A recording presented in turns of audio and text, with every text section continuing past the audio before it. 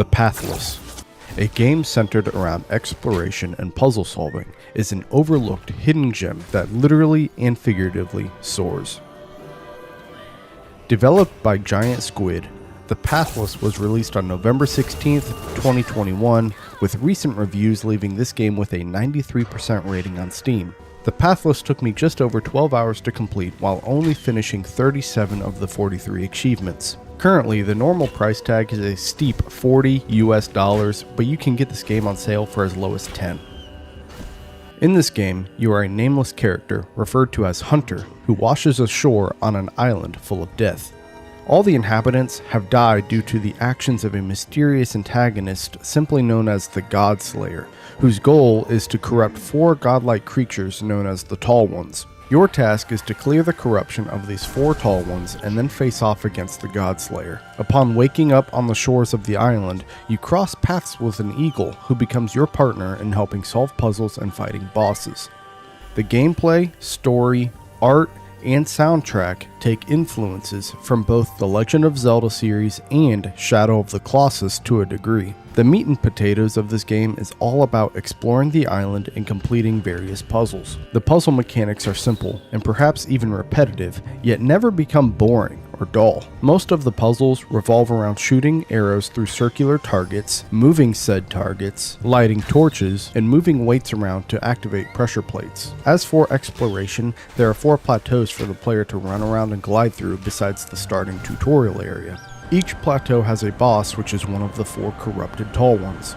You discover the story by exploring and finding spirits of the dead inhabitants of the island and by reading stone tablets scattered across the land, usually in various destroyed ruins.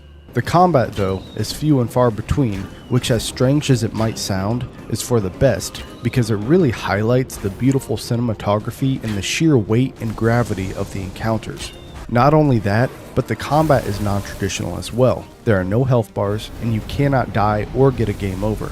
The worst thing that happens is that you get hit by one of the boss's attacks and your character is sent back a few steps within the phase, requiring you to repeat the last 30 seconds of gameplay. The combat is focused around dodging the boss's attacks while also waiting for your time to strike by using your bow when a diamond-shaped locked-on target appears on the boss. The only time you see any combat is during the boss fights. There are a total of 5, the 4 Tall Ones and the final boss, the God Slayer. Each boss fight has multiple phases, so while the quantity of the fights might be low, the quality does all of the heavy lifting.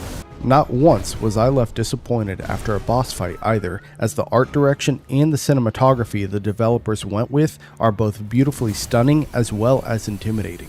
One of the bosses you face off against has a phase where you are trapped inside a building while the boss blows fire down the hallways trying to hit you. Your job is to move behind cover, whether it be a pillar or a pile of rubble, so that you can dodge the boss's attacks and then escape the building. Even that phase of the fight has multiple phases, as it is not just one hallway I had to escape, but multiple.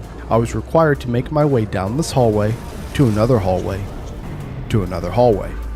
The art direction in this game is fantastic as well. The bosses are intimidating to face off against, as they are creatures multiple times your size, and they are completely black except for the accents of colors resembling fire. Everything down to the buildings and even the armor of the slain warriors was carefully crafted and not just strewn together with caution thrown to the wind. As for the color palettes, everything is either deep blues, lush greens, or cozy tans and browns. All of that is thrown out of the window once you face off against a boss, however. The color palette quickly changes from these colors full of life and comfort to stressful blacks, reds, oranges, and yellows.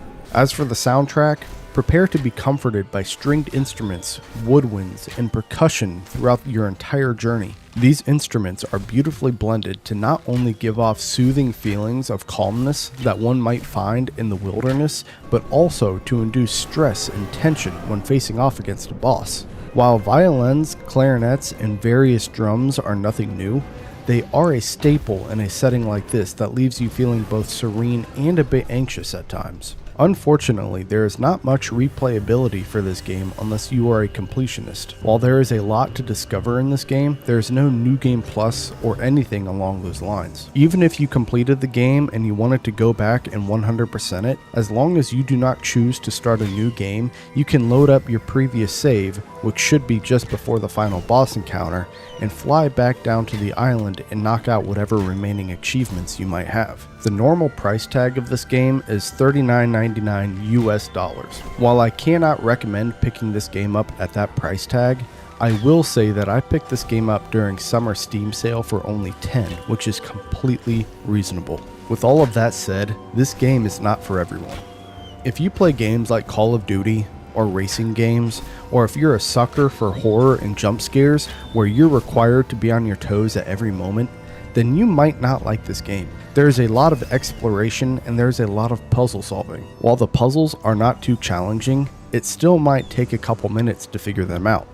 If you're on one side of a plateau and the place you need to get to is on the other side, you will be spending a few minutes gliding and running to that area. Even the combat isn't high stakes, but rather focused more on the story than challenging mechanics. If you don't like those types of games, this game might not be for you. If you made it this far and you're saying to yourself, I like exploration, I like puzzles, I like story, well, then this game is for you, and I recommend at the very least checking it out, maybe wishlisting it, and even picking it up the next time it is on sale. Overall, I will give this game 7.5 sausages out of 10.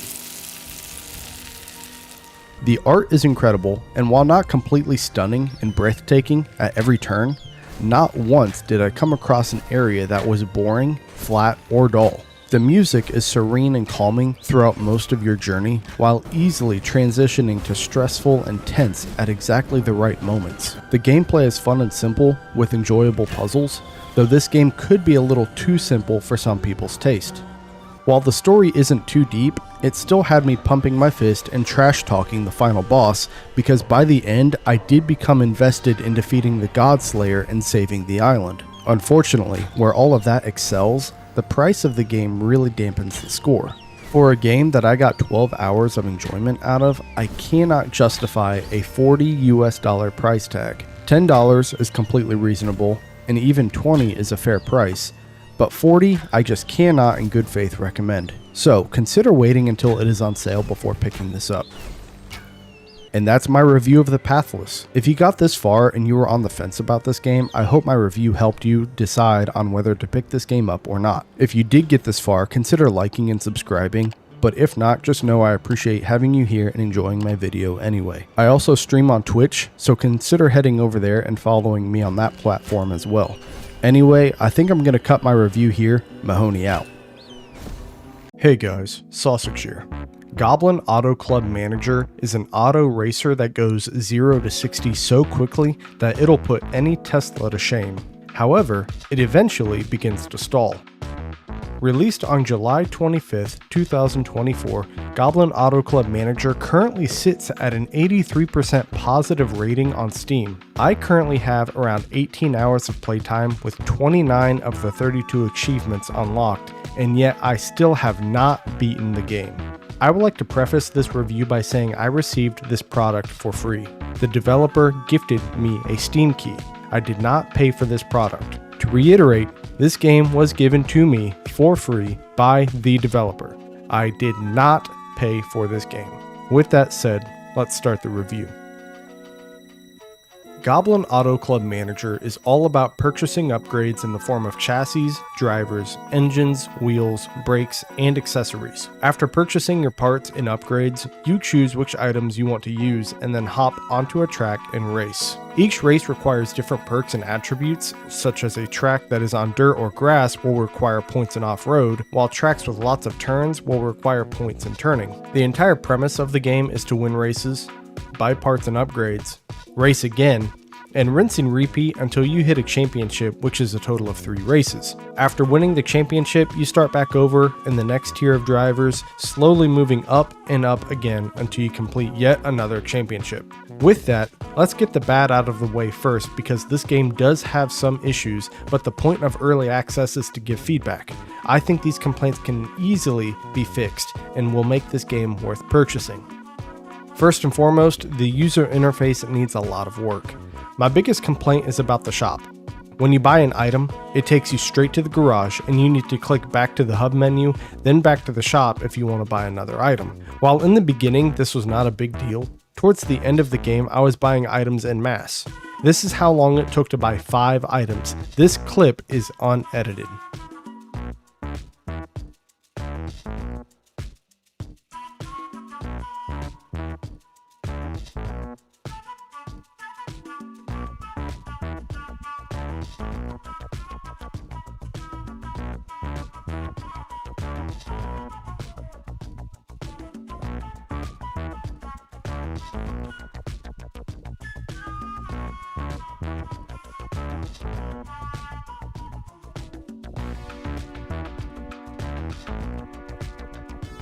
I have a few recommendations on how to fix this.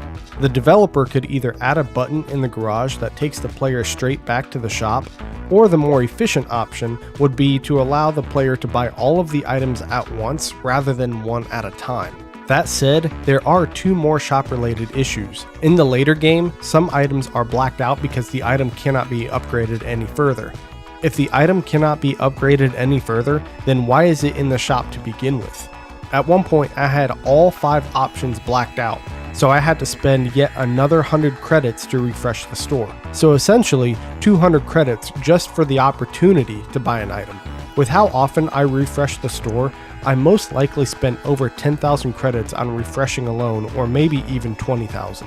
With that amount of credits, I could buy most items as there were only a handful with a price tag over 10k. These blacked out items should be removed entirely. The other shop issue is the price of refreshing the store. If the player purchases every single item in the shop should refresh for free. To sweeten the deal, for every item bought, the price of the refresh should drop as well.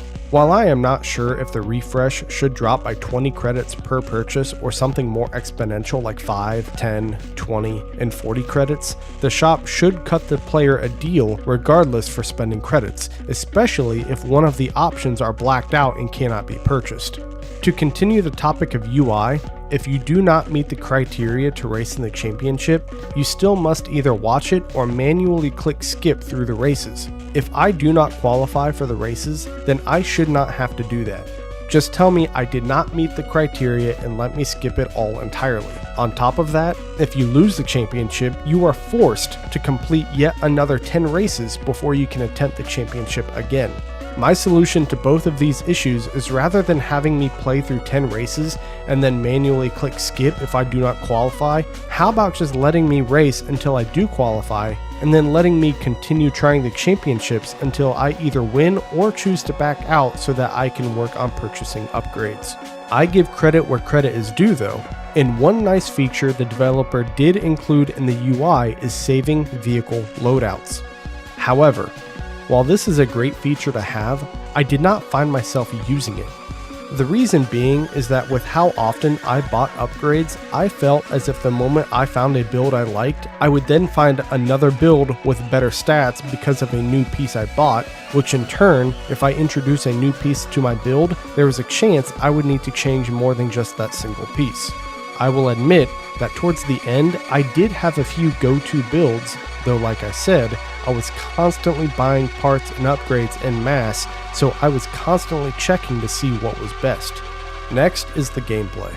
While I genuinely did enjoy the game, there were a few moments that grew increasingly frequent where I became more and more frustrated. There were times where I felt cheated out of races for a variety of reasons. The biggest one is that starting at the end of the pack is almost a guaranteed handicap from my experience. While the drivers do have an adjustable aggression meter which determines how likely a driver is to pass another, I think a lot of it also depends on the size of the vehicles that are passing each other as well as the width of the road on the track. Other times I would crash for absolutely no reason, or I would crash into another vehicle and they would continue moving without being slowed, or I would come to a complete stop and be turned around while having a pretty decent lead and then out of nowhere dropping to 4th place on the final lap. My biggest frustration is an opponent indicating they are going in for a pit stop midway through the lap, then rather than your driver driving around this opponent, they would attempt to squeeze between the driver and pit stop, usually resulting in a crash. Why? Anyone with any driving knowledge knows that this is a stupid and terrible idea, so why is my driver doing that? Again, to give the developer credit, They did introduce a difficulty setting, but as far as I know, this setting can only be changed before starting a new game. Where I am now, I cannot change this setting. Then the cherry on top is that even though I did genuinely enjoy the game, around the 10-hour mark, I started to mentally check out because it became a grind, and I felt like I was not making much progress. I have no issues grinding as I'm no stranger to MMOs, but grinding without feeling any real sense of progress really deters me. Sure, I can buy upgrades, but I was still having trouble winning races, so why am I purchasing upgrades, racing, and playing the game in general if I'm still just going to lose? The music isn't bad either, but it does become repetitive and becomes old quickly. Eventually, I had to turn on Spotify so that my mind would not become even more numb than it already was after the 10-hour mark. Thank you for your service, Gojira. As for art, while the pixelation isn't bad, it makes the game look almost flat. It's creative without feeling unique. While I enjoyed the aesthetic in the beginning, eventually, seeing these pixelated pictures became almost stressful on my eyes. One of the best things about this game is the mechanics. The game is simple, yet still requires some strategic thinking and planning. While I have already covered the topic of buying parts and upgrades, building vehicles out of these different combinations then testing them on the tracks is the whole point of the game, and it is a lot of fun. During the race, you have a few different areas of control. First, there's the aggression meter, which determines how likely a driver is to overtake another driver. As for something a little more hands-on, you have two buttons you can press during the race, T and P. T is for turbo, and P is for pit stop. Turbo, as it implies, allows you to speed up, but at the cost of vehicle durability, which determines your performance on the track. Pit stop allows you to pull over and regain your durability at the cost of taking a short pause from the race. Choosing when to use these abilities is crucial to keeping the lead of the race. Now, where I started my list off on a bad note, here's the best part of the game. While I did receive this product for free, the normal price tag is only $10 US. For $10, I got almost 20 hours out of the game, and I didn't even beat it. Yes, I did mentally check out around 10 hours in, but that's still 10 plus hours for $10, and that's still in early access and will continue to get better as the developer receives more feedback. All that said, I give this game a rating of 6.8 sausages out of 10. The UI is easily the weakest link as I just spent way too much time traversing from the garage to the hub menu, back to the shop, and then doing it all over again with each purchase, and then being forced to spend 100 credits to refresh the store even if I bought everything or if an item was blacked out because it was fully upgraded. Not to mention if I qualify for a championship, being forced to skip through it and then being forced to replay the 10 races if I were to lose. The gameplay is fun. However, I did become frustrated way too often over trivial issues that shouldn't be an issue to begin with. While crashing should be an expected part of the gameplay, it shouldn't be as frequent or as crippling as it is. The music and the art aren't bad, but it isn't special either, and after almost 20 hours of gameplay, I was tired of seeing the same backdrops and stages time after time and having the same soundtrack on loop getting stuck in my head. The mechanics are simple yet still require a decorum of strategy and critical thought, whereas the time spent in the game is worth the price tag, but with how mind-numbing it is to grind out this game while feeling less and less progress as I continue forward, I cannot give time a perfect score. The developer, I'm sure, put a lot of time and effort into this game, and I hope they are proud of their final product because I know I sure would be. With that said though, this game has some flaws. Some of these flaws can be fixed, such as with the UI and the gameplay. The UI should be a simple fix and would make the experience a lot better. The gameplay may be a bit trickier, though it still deserves a little attention. If the developer could make these changes, I would be comfortable bumping this game up to a solid 8 out of 10, but as it sits right now, 6.8 is a fair rating. If you got this far, I hope you enjoyed my review and that I have helped you in determining whether you want to purchase this game. If you liked this video, consider liking and subscribing. If not, just know that I appreciate your viewership nonetheless. I also have a Twitch channel where I stream occasionally, so consider following me over there as well. Anyway, I think I'm going to cut the review here. Mahoney out. Hey guys, Sausage here. A Short Hike is as short as it is a pleasant and feel-good emotional story. Released on July 30th, 2019, it has a near-perfect 100% rating on Steam, with recent reviews and all reviews leaving this game with a 98% and 99% rating, respectively. A Short Hike took me just under an hour to complete, while only completing 4 of the 12 achievements, though I will admit this is not my first playthrough of the game. Before we continue any further with the review, I do want to advise you to stick around until the very end, as I have a bonus category I want to share about this game. The bonus category will not affect the score of the game, though anyone who is interested in A Short Hike might find the bonus category interesting. Anyway, let's start the review. In A Short Hike, you play as a bird named Claire, who is on vacation with her aunt, who is a park ranger on an island. You start the game by walking out of your seaside cabin complaining that you have been waiting for a phone call all day, when your aunt informs you that you will not receive any cell phone reception where you are at the base of the mountain on the island. If you want any chance at cell phone service, you will need to climb to the peak of the mountain. From there, you are free to start your exploration of the island. While exploring, you meet a variety of different characters, other birds, cats, dogs, amphibians, and even a polar bear. Every one of these NPCs can be interacted with and have dialogue. Some of these characters may just talk to you, while others may offer to sell you items, and some even task you with going on side adventures to find a shovel, deliver a necklace, challenge you to a race, or even a game of beach stickball. These NPCs are placed in areas that make the island feel quite lively without feeling too crowded. While the farther you climb up the mountain, the less NPCs there are. This slow decrease in NPCs as you climb the mountain perfectly conveys the feeling of loneliness, isolation, and solitude, while not feeling stressful or overwhelming as these feelings often do.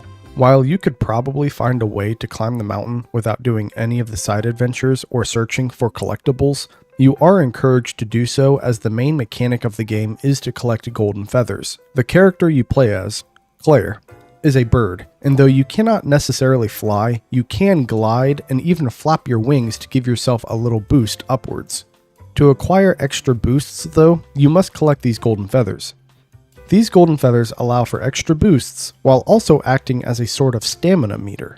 Not only can you glide and flap your wings for a slight boost vertically, but these golden feathers are also needed to climb any mountainsides you encounter, as you cannot just run to the top.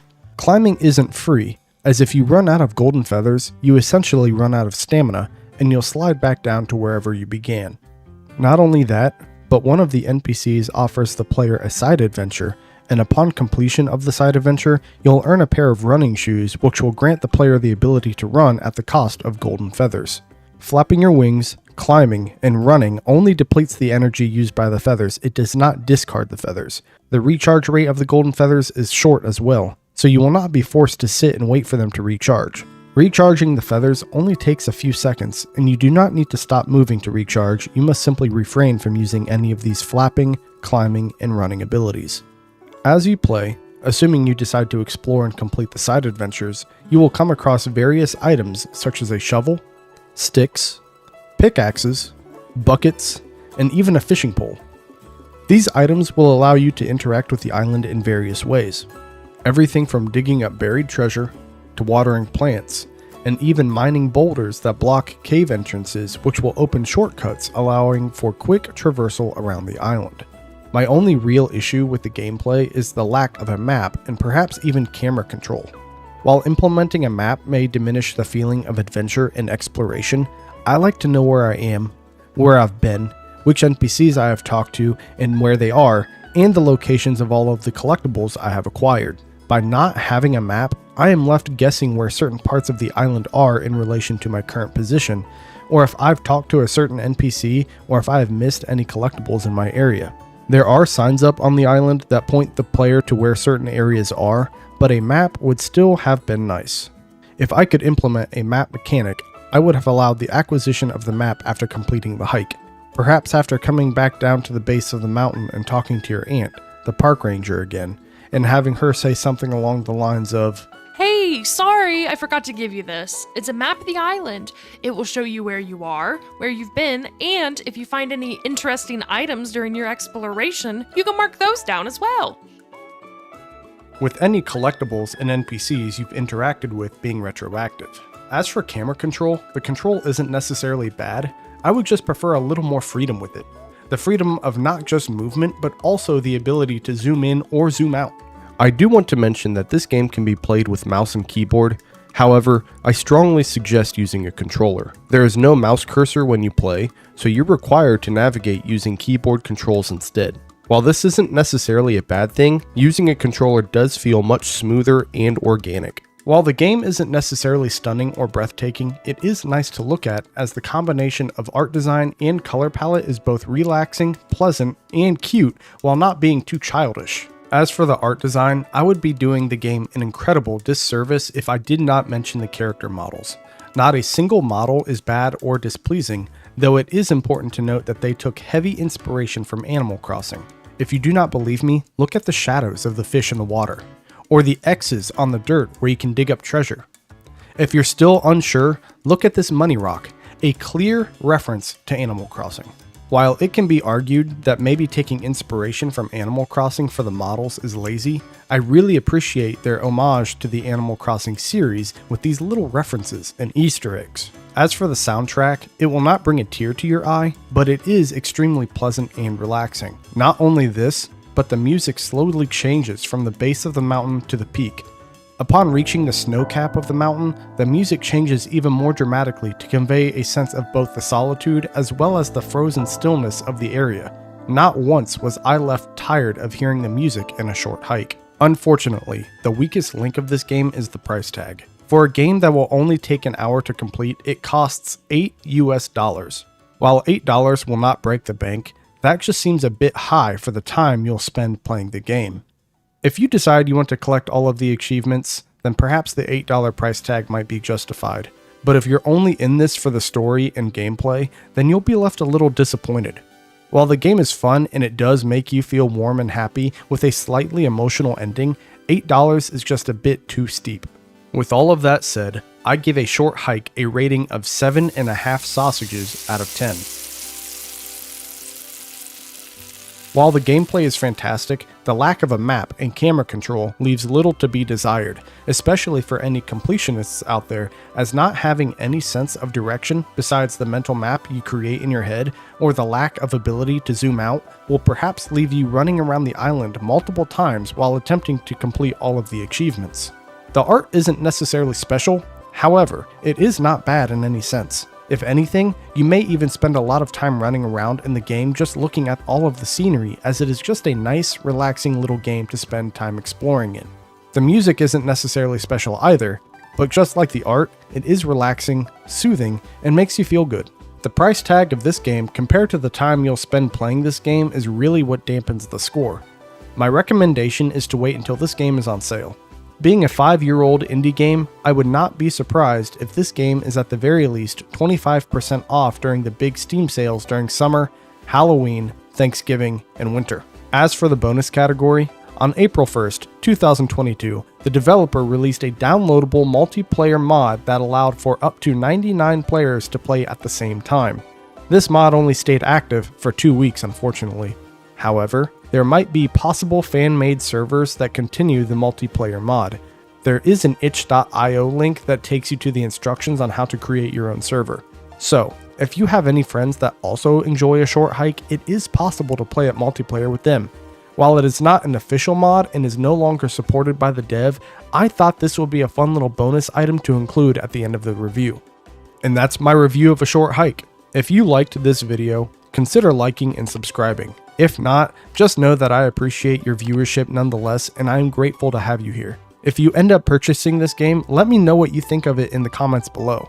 Also, I stream on Twitch occasionally, so consider following me on that platform as well. I'll leave a link in the description below. Anyway, I think I'm going to cut my review here. Mahoney out. Cyberhunk, a boomer shooter roguelite with potential, is nothing more than cyber garbage. Released on September 24th, 2022, Cyberhunk sits at a 78% rating on Steam. Currently, I have an hour and a half of playtime in Cyberhunk while having unlocked 6 of the 10 achievements. While I have no doubt I could unlock the other 4 achievements, unfortunately I just cannot be bothered. Cyberhunk may have a loose story, however that story is mostly left up to imagination as the only clues you get are based on the stages you can play on, of which there are only 3 to choose from: the lab, city, and factory. On top of that, there are only 2 enemy types you fight regularly, though technically there are 4 enemy types. Your plain and simple zombies in a guerrilla lab experiment gone wrong are your bread and butter throughout most of your experience in Cyberhunk. The other 2 enemies are flying robots that come out in groups of 2 or 3, and a giant orb from which the robots spawn from. The gorillas act as a type of mini-boss that spawns every few levels, while the flying robots and the giant orb are only accessible by interacting with a magic portal that spawns after the player successfully completes a certain amount of stages. The main mechanics of the game are that you kill enemies to collect money, then using the money to open doors, purchase weapons, and purchase upgrades. It is a tried and true method that, while it isn't special, it is a safe set of mechanics to bet on. You have a variety of weapons, everything from a handgun to laser beams to your melee ability, which is an axe. My only real complaint about the mechanics is that you do not have a weapon with unlimited ammo. Some games offer starter weapons, such as the handgun, to have unlimited ammo while the stronger weapons can be depleted. Unfortunately, the only weapon that does not run out of ammo is the axe, but to use that means getting up close and personal with the enemies, as it is not a ranged weapon. Perhaps the developer could put an upgrade or a power-up in the game that allows for the axe to be tossed, but currently that is not an option. An upgrade system for all of the other weapons would be nice as well, such as offering extra attack speed, extra ammo, extra damage, etc. But again, that is currently not an option.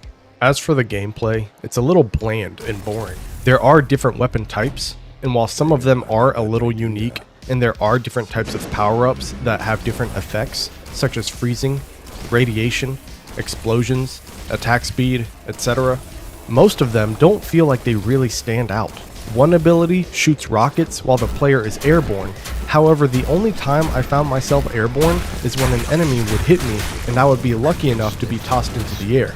You can press space to jump, but the jump isn't very high and there is no double jump. One good way the developer could make this airborne rocket power-up more effective would be to introduce a jetpack, double jump boots, anti-gravity boots, or something along those lines. But those don't exist, so the airborne rocket perk is only effective in extremely niche scenarios. On top of that, I felt like I could only really use my ammo for the weapons when it came to the gorilla mini-bosses, which left me relying on my melee for all of the zombies. The reason for this is because there are ammo crates that drop and reload all of your weapons at once, but that is the only way to reload. There aren't little ammo drops, there are no vendors to reload at, it's just one big crate that is RNG. That said though, healing is similar.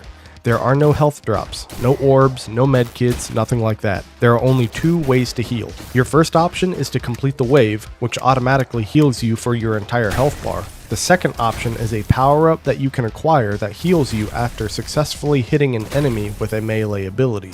At one point, I had purchased every weapon, unlocked every door, and had nothing else to spend money on besides the power-ups, and at that point I had collected so many healing melee abilities that I was face tanking all of the zombies.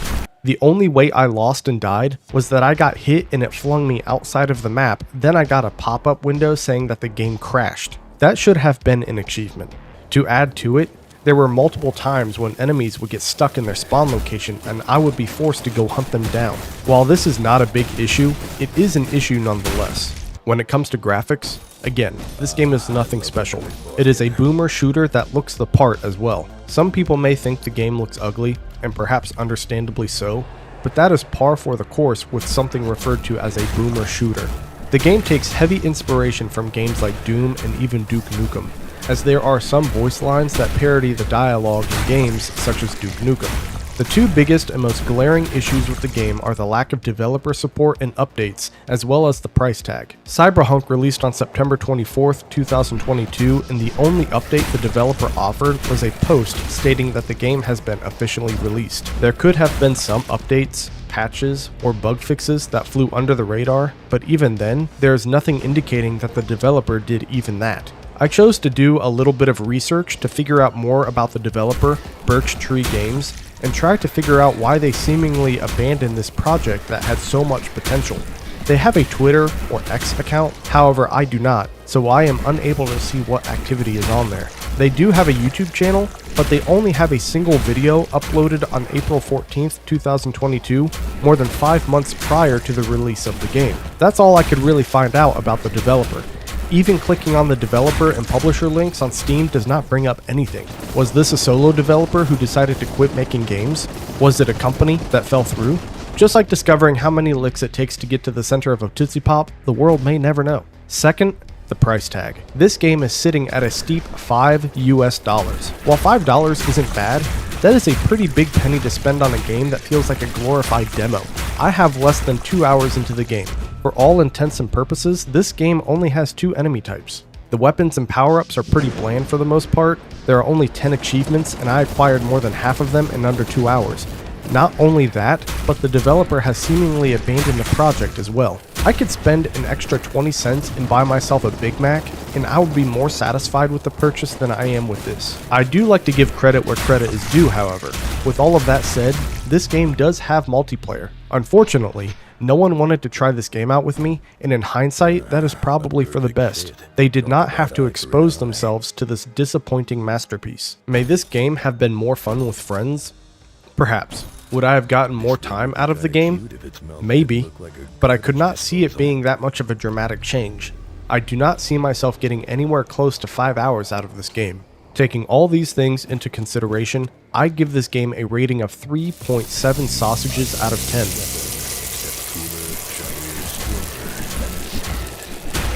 While games don't need a story, you can tell that the developers may have had an equivalent of a brain fart of a story that they sorta just scribbled down on a post-it note, then threw into a shredder. Not every game needs a story, but if a developer even remotely implies that there is one, I do expect it to be fleshed out to some degree, and instead I can only assume they shrugged their shoulders and just walked away. The mechanics and gameplay are simple and easy to grasp, however it's pretty bare bones. I would have liked to see different power-ups introduced besides different damage types such as freezing, poison, or radiation. You can tell the developers thought about it with the rockets while airborne power-up, but it is almost as if they just gave up halfway through, wrapped up loose ends, tied a pretty bow on top, and pushed it out the door. Same with an upgrade system. You can hunkify your weapons, but that's it. No other way to upgrade. The graphics aren't bad, but they aren't special either. They're just sort of fine. They're okay. That's it. As for support, there is none.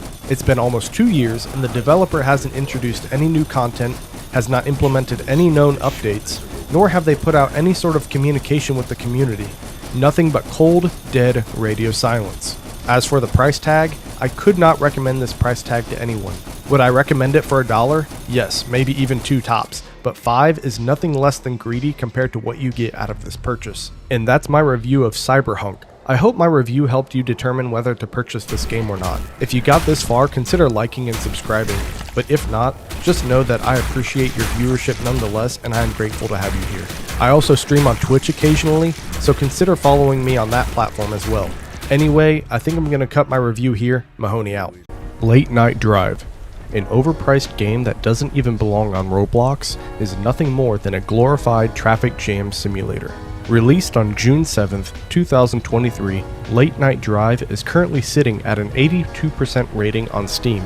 At the time of this review, I have 11 minutes into the game while having unlocked 0 of the 4 achievements. Now you might be asking yourself, Sausage, how can you give me an accurate review of a game that you only have 11 minutes of playtime in? And that is a completely valid question that even I asked myself. Late Night Drive is a game, exactly how the title describes, about driving around late at night. While that may sound a little boring and lame, the reason I chose to purchase this game is because many of us remember the feeling of driving around at night, either from childhood and being mesmerized by the illumination of streetlights and buildings with illuminated windows, or maybe from high school or college, driving around late at night with friends or a romantic interest, just talking about both nothing and everything. My hope was that by purchasing this game, I could artificially recreate those feelings. While I did not expect anything more than that, my hope was that the game could deliver those bare minimum feelings. Unfortunately, this game just feels like an abandoned Roblox school project. While I am sure the developer put a lot of time and effort into creating this game, it just feels more like an internal playtest rather than an experience with any actual substance.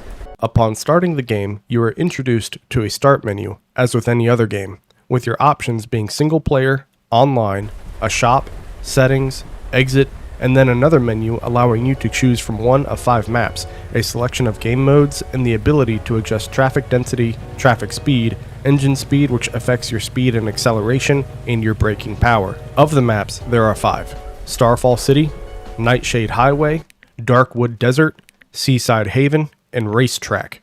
Most of the names and descriptions for everything in the game are pretty self-explanatory. Starfall City takes place in an urban setting, Nightshade Highway takes place on a highway, Darkwood Desert on an old desert road, Seaside Haven on a seaside road, and Racetrack on, well, a racetrack. While there are only 5 maps, my real issue with the game is that these maps are two-dimensional. I do not mind games that are linear, procedurally generated, or never-ending. My complaint is that you can drive forward, or you can turn around and drive backwards, and that's it. I was hoping for a suburban setting, or more specifically, maps that had stop signs and turns and more models in the game besides streetlights, cacti, and rocks. Maybe show cars parked in driveways, different model houses, buildings, gas stations, parks, fast food restaurants, etc. What I'm saying is that I was expecting something more fleshed out, but instead it's just two-dimensional and flat. As for the game modes, there's free mode, time mode, bomb mode, drift mode, and rain mode.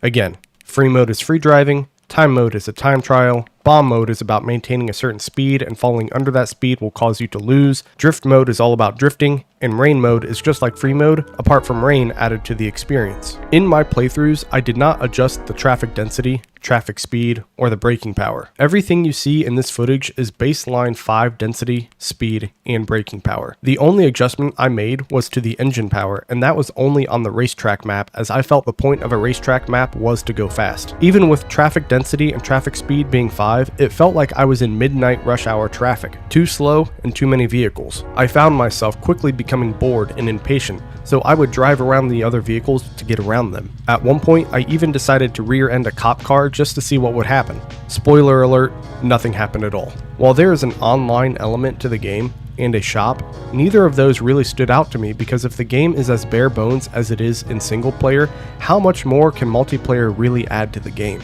As for the shop, there are 3 different vehicles to pick from, but based on what I see as the player, or rather the lack of what I see, I must assume there is no real difference in performance. Even the models I must assume don't matter much as I am sitting in the driver's seat, so the only difference I'll see is the hood and whatever is in the cab. You must earn money to purchase these vehicles, and I assume it is from playing time mode or bomb mode, and perhaps the different cars do perform differently, but I couldn't be bothered because there was no indication of such, and the game is just too flat and boring to warrant any desire to unlock these vehicles.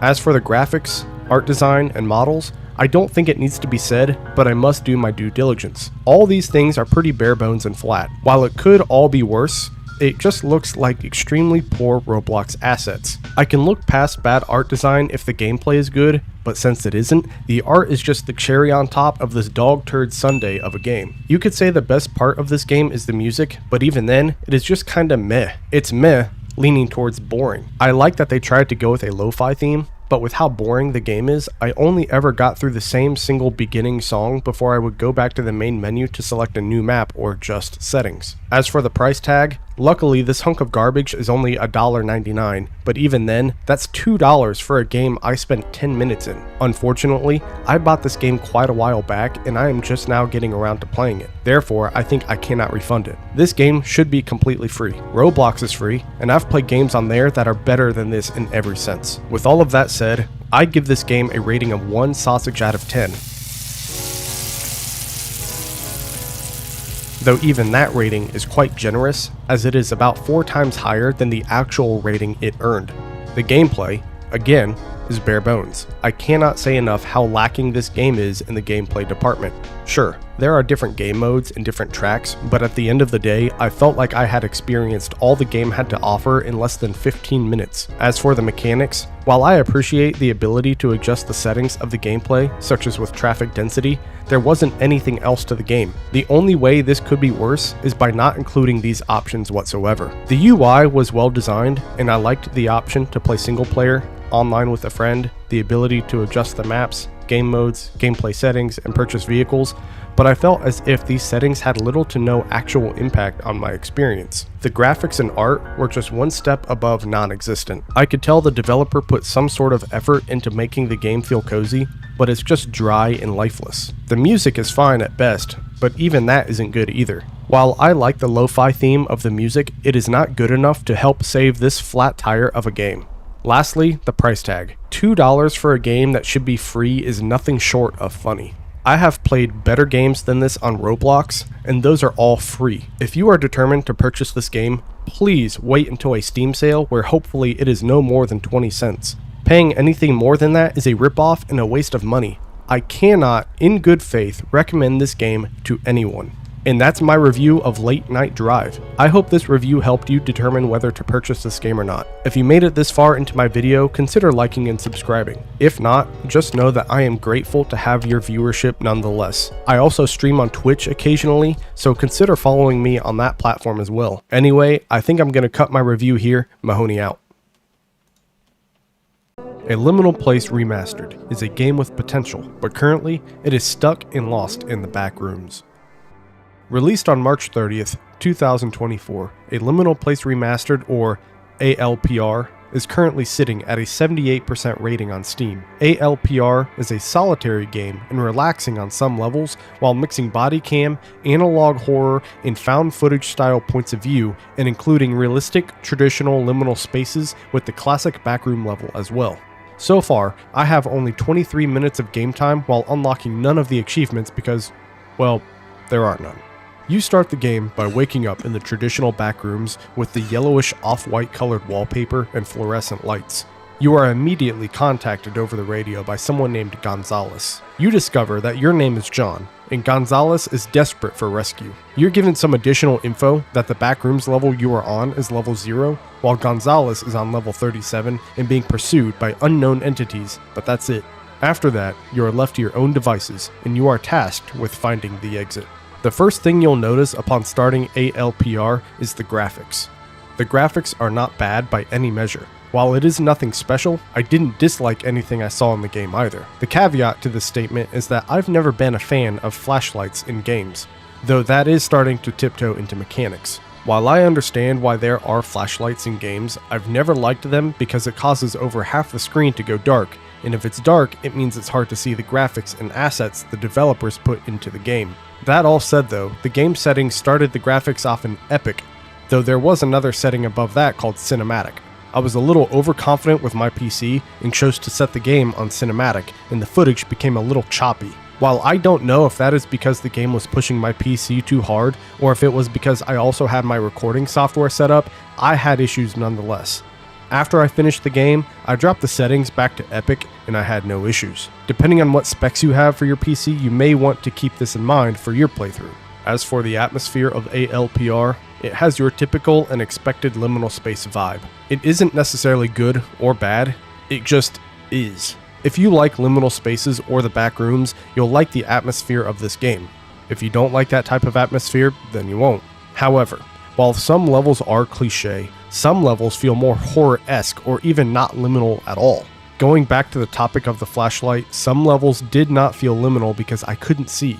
Liminal can be horror, and there is some overlap between the two, but liminal and horror are distinctively their own genres. Having levels that leave half of your screen black so you cannot see except for what is directly in front of you is not liminal, that is horror. That said, the last level of the game, you are on some island with palm trees and the sun and moon rise and set abnormally quick, which is unique and can feel liminal, but the island with the palm trees just felt odd, and not in the liminal sense.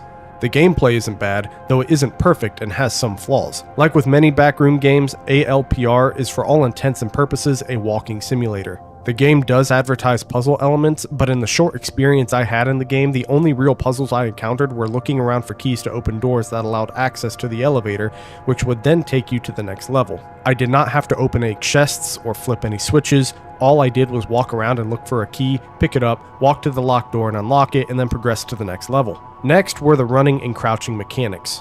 While I only crouched a handful of times in the game, it was like controlling the body of a 90-year-old. The crouching just felt too slow. In terms of realism, this might be an accurate depiction of crouching, but no one wants to spend an eternity crouching down and then standing back up. As for running, I felt like it was hardly even a jog. I do not expect to turn into Sonic when I run, but I do expect my run to feel noticeable. On the topic of running, which will help segue into my next point, the UI, in the year of 2024, why do some developers not put a toggle option on running? If crouch can be toggled, then why not running as well? For the 23 minutes of gameplay I had, I am sure I spent at least 20 of them holding down shift with my left pinky. I am not sure about all of you, but I do not have unlimited pinky stamina.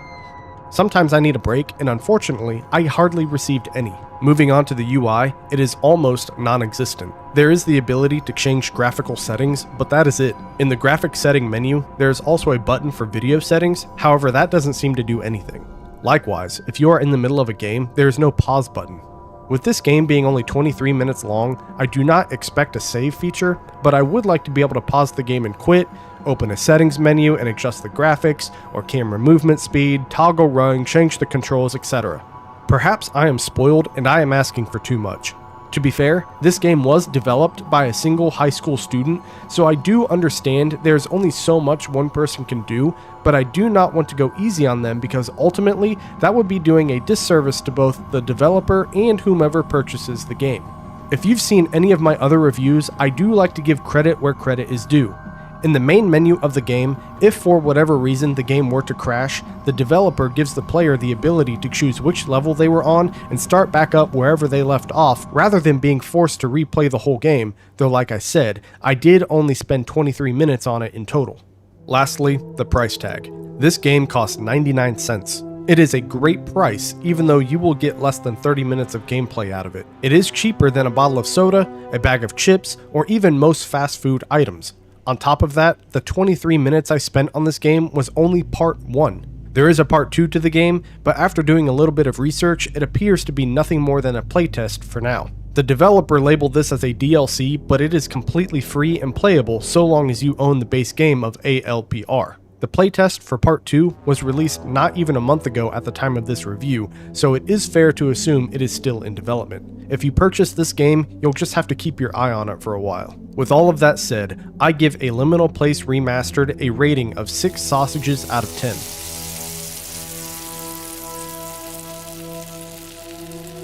The story is off to a great start, however, it goes nowhere. Even at the end of the game, you're left on a cliffhanger without any progression to the story whatsoever.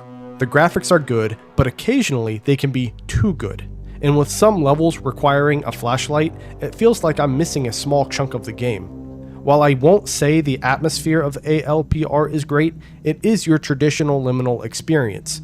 If you like liminal spaces or the back rooms, then you'll like this game. If you don't, then you won't. It's just that simple. My only real complaint is that the developers dipped a little too far into the horror genre with some of their levels. The gameplay has some annoying flaws, however, I think some of them can be easily fixed, such as with the crouching and sprinting speed. If the developer could increase the speed of these two mechanics, I could easily bump this category up from a 4 to a 6. The UI needs some attention. The lack of ability to change any settings besides the graphics does not make this game unplayable, but for some, it may be frustrating. The price tag is completely reasonable as well. $1 for a minimum of 20 minutes of gameplay? Not to mention there's a part 2 to the game that while it is still technically in development, the playtest for this DLC is completely free. And that's my review for A Liminal Place Remastered. If you stuck around this long and you enjoyed my video, consider liking and subscribing, but if not, just know that I appreciate your viewership nonetheless. If you end up purchasing this game, leave a comment below letting me know about your experience. I also stream on Twitch occasionally, so consider following me on that platform as well. I'll leave a link to my Twitch channel in the description below. Anyway, I think I'm going to cut my review here. Mahoney out. Stardiver, released on September 12, 2024, currently sits at a 50% rating on Steam at the time of this review. I finished story mode in 4.5 hours while completing 20 of the 35 achievements. Before we get started, I want to preface this review by saying I received this product for free. I was gifted a Steam key by the developer and I did not purchase this product. Also, this game may not be for anyone with thalassophobia and or megalophobia.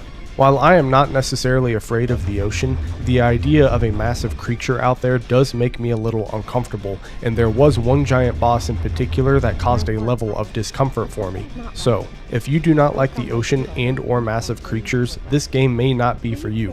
With that out of the way, let's start the review.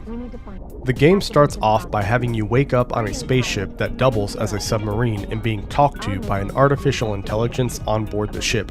The AI informs you that you have been in cryosleep for the past year and that you have landed on an alien planet to find out what happened to the previous astronauts. From there, you explore this ocean looking for clues and evidence about what happened to your predecessors, all while being accompanied by the AI, who both guides the story along as well as acts as your helping hand, guiding you through the tutorial and missions. The first thing you'll notice upon starting the game are the controls. While in open water, the ship handles nicely, but when you're in tight spaces or when you get caught in a current underwater, the game doesn't cut you much slack. Bumping into walls with your ship won't cause too much damage so long as you are not going too fast, but getting caught in one of the underwater currents can easily set you back 30 seconds to a minute. This isn't a lot of lost time, but when you're on your way to a marker location and you are immediately spun around and flying somewhere at a high rate of speed, it is jarring and disorienting. On top of that, if you get caught in a current, it is difficult to break free due to how strong it is. On occasion, I would be completely flung out of an area and I don't think I was even in a current. Next, the boost meter is not only capped and limited, but the recharge rate leaves a lot to be desired. Your ship traverses the ocean slowly and turbo will become your best friend. The unfortunate part is that the top half of your turbo meter has a one and done use, while the bottom will recharge over time. However, the time it takes to recharge is quite slow. You can craft turbo canisters that you can use to recharge in the item menu, but there is no way to upgrade your turbo. Not to mention, why does only half of my boost recharge? Why not all of it? In the later game, you can purchase a couple different ships using resources you can mine, but as for the turbo, there is not an available option to upgrade that by itself. Other little issues, such as how slow it feels to mine resources, how the quests feel like busy work, how a quest bugged out and I had to reload a previous save, or how sometimes I was required to go scan an item but there was no marker on my minimap. My last biggest complaint is dying to the final boss. When I loaded up my previous save to fight the boss again, I was taken to an area not just before the final boss, but the boss before that. While it was only a 5 to 10 minute hindrance, the fact that the autosave feature did not take me back to just before the final boss was quite annoying, and I did choose to turn the game off at this point and walk away. To give credit where credit is due, however, the game does offer a variety of camera angles, one of which being inside the cockpit of the ship, which is a nice touch. With the bad out of the way, I do want to talk about the combat. The combat feels extremely solid, and I think it deserves its own category away from the gameplay. The combat is your traditional aerial dogfights, just underwater. If you've played any game with this, you'll know exactly what to expect. You start off with a primary machine gun with unlimited ammo and a heavy attack that shoots individual missiles that require a little bit of time to recharge. Later in the game, you can purchase upgrades that give you weapons that shoot faster, do more damage, recharge faster, etc. My only complaint with the combat is that there wasn't enough of it. There was plenty, sure, but compared to the number of quests I had that required me to fly somewhere and scan some items, I just wish there was more of it and more enemy variety as well. Moving on to the user interface, it needs some work. While it gets the job done, it is not very appealing, nor does it seem optimized. Some menus are straightforward where I would click an option that would then open a new window with more options. There were some instances where I would press escape to go back, but instead I'd be prompted to quit the game. A button such as escape should just be back, not quit. Or another example is an indication on the far left to press F to interact with something. While I am glad they show an indication on the right side of the screen, maybe it should be a bit flashier. Put it in the middle, put it inside a black bar so it stands out, or something. The menus could also just look a little prettier as well. Like I said, the menus get the job done, but they don't necessarily pop. A menu that pops is an overlooked attribute that many developers put on a back burner. On top of that, I had issues in the beginning with my screen resolution. I set my resolution as 2560 by 1440 as that is what my monitor is, but it put black bars on the side of my screen almost as if I was watching a TikTok or a YouTube short. Ultimately, I set the resolution at 1920 by 1200 and the problem was fixed. As for the graphics, while they aren't perfect, they are still good. I am not sure if this is a team or a single developer, but it is the company's very first game, and they deserve kudos for how great it looks. While it is easy to nitpick little areas where textures are not touching, from a distance the ocean looks incredible. Overall, the game looks fantastic, and the graphics and art design are its biggest strengths. As for the price tag, it is sitting at a steep $15 US. While there are multiple difficulty options, I don't feel any desire to replay this game on the various difficulties. That is not to say it isn't worth replaying, I just don't replay most games unless there are vastly different endings or special rewards for playing it on harder difficulties. I only played story mode, which is the easiest setting, and I got just under 5 hours out of it. If you purchase this game, really enjoy it, and want to replay it on the harder difficulties, then you'll of course spend more than 5 hours on it, but if you purchase it for a one and done experience, $15 is just a bit high for the time and experience you will get out of it. With all of that said, I give this game a rating of 6 out of 10 sausages.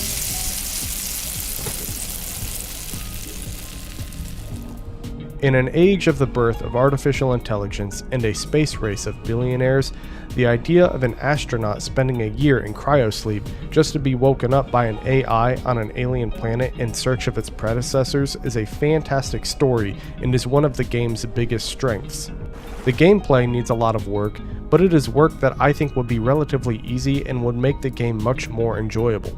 Fix the ship going haywire and flying off in random directions, make mining resources much faster, and introduce an upgrade mechanic, especially for boost.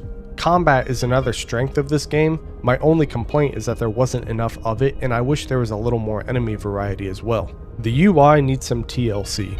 The menus could potentially be optimized a little better, as well as making them pop a little more. My biggest frustration was the resolution issue, though I found a solution on my end.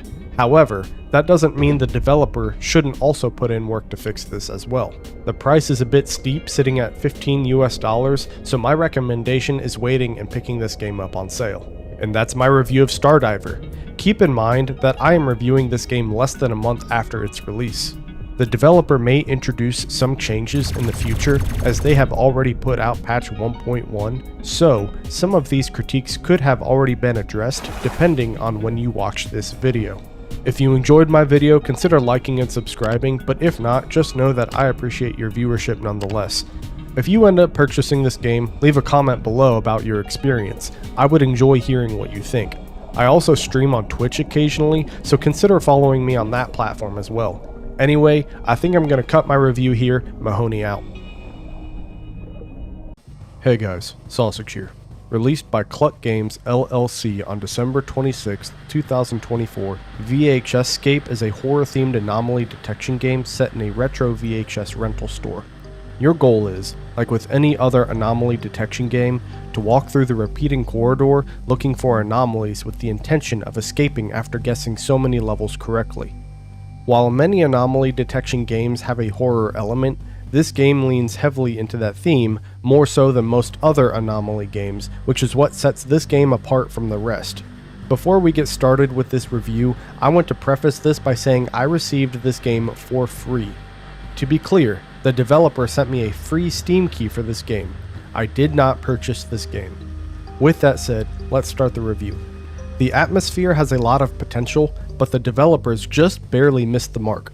Anyone over the age of 30 remembers what it was like going to a video rental store and the strong feelings of nostalgia that accompany those memories. VHScape attempts to dig up those memories and distort them, but unfortunately the game feels more like a hallway in someone's house rather than an actual video store. The carpet is gray with reddish-brown wood paneling on the walls, a CRT box television on a wooden entertainment stand, lights so dim that they are hardly functional, and two wooden doors that make me feel like they lead to bedrooms rather than an office or a storage room. The only indication that this is supposed to be a video store are the posters on the wall, the single shelf with the VHS tapes, a neon light above the shelf saying video, and a security camera above the desk where Donna is. I have never been in a movie rental store with just one stand for movies. If a movie rental store did this, I would immediately assume it was a front for a drug house or a place to launder money. Hell, Donna doesn't even sell popcorn, candy, or soda. Perhaps this is the vibe the developer was going with though. Maybe the developer chose to model the level like this because it doesn't feel like an actual movie rental store. Maybe the developer was aiming for an uncanny valley feeling. Regardless of what their goal was, the game still feels just a little too empty. As for the gameplay, I spent an hour in this game and shut it off out of frustration. The most glaring issue is the lack of a base level. Rather than starting you off on a base level where everything is normal, they start you off on level 0. 0 is universally known as the base level where everything is normal. This mechanic allows you to look around and see what a normal level is without any anomalies. The developer does include this, however, it is only at the very beginning. If you fail and go back to level 0, you do not get to re-inspect the base level for anomalies. For whatever reason, the developer treats level 0 as level 1. How do I know this? Because I would miss an anomaly, get sent back to level 0, then as I walked down the hallway, I would be taken back to level 0 again. In fact, right before I shut the game off, I walked through 3 separate level 0s. As for the actual anomalies themselves, I could not tell if the game was bugging or if it was just a skill issue on my part. Could it be a little bit of both? Some anomalies were obvious, such as one where the posters fall off the walls, but others were a little more subtle, such as Donna staring at you rather than facing straight ahead. On top of that, some anomalies are, as far as I could tell, purely auditory, such as pounding on one of the doors when you walk by. The reason this is important for me to bring up is because the television plays static for each level, and the static is quite loud. Are there auditory anomalies that I couldn't hear because of the static? Not sure, because if there were, then I couldn't hear it. The graphics are pretty average. They're your typical PS1 aesthetic. The PS1 aesthetic is pretty popular among the horror crowd. This isn't good or bad, it just is. If you are the type of person who enjoys PS1 aesthetics and horror games, then you will like this. If you like games with a couple extra polygons and ray tracing thrown in, then this might not be your cup of tea. You know what you like, and if you like PS1 aesthetic, then you will like this. As for the price, it is just a little steep. Currently, the game is listed at $4 US. $4 won't break the bank, of course, but how does it compare to the amount of time spent playing the game? On the Steam page, it says you could spend anywhere between 20 and 120 minutes on this game. Of course, if you spent the entire 120 minutes on this game, or if you replay it for whatever reason, then the $4 price tag might be worth it. However, I would assume the average player will only spend about an hour on this game, so $4 is just a bit high. With all of that said, I give VHScape a rating of 6 out of 10 sausages.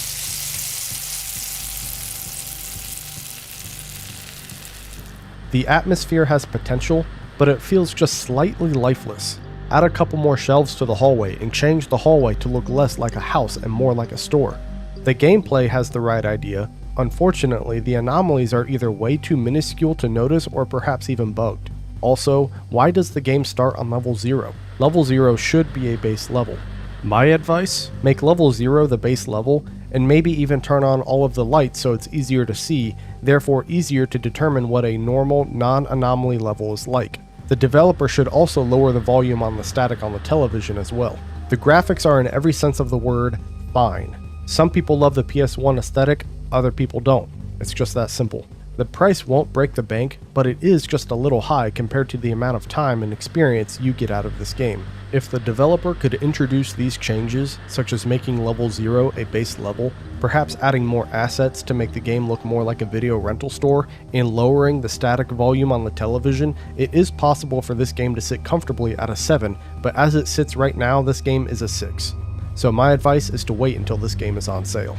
It is important to note that I am reviewing this game before it is even released, and this video was uploaded a week after the game was released. So if you're watching this months later, some of these changes may have been introduced already.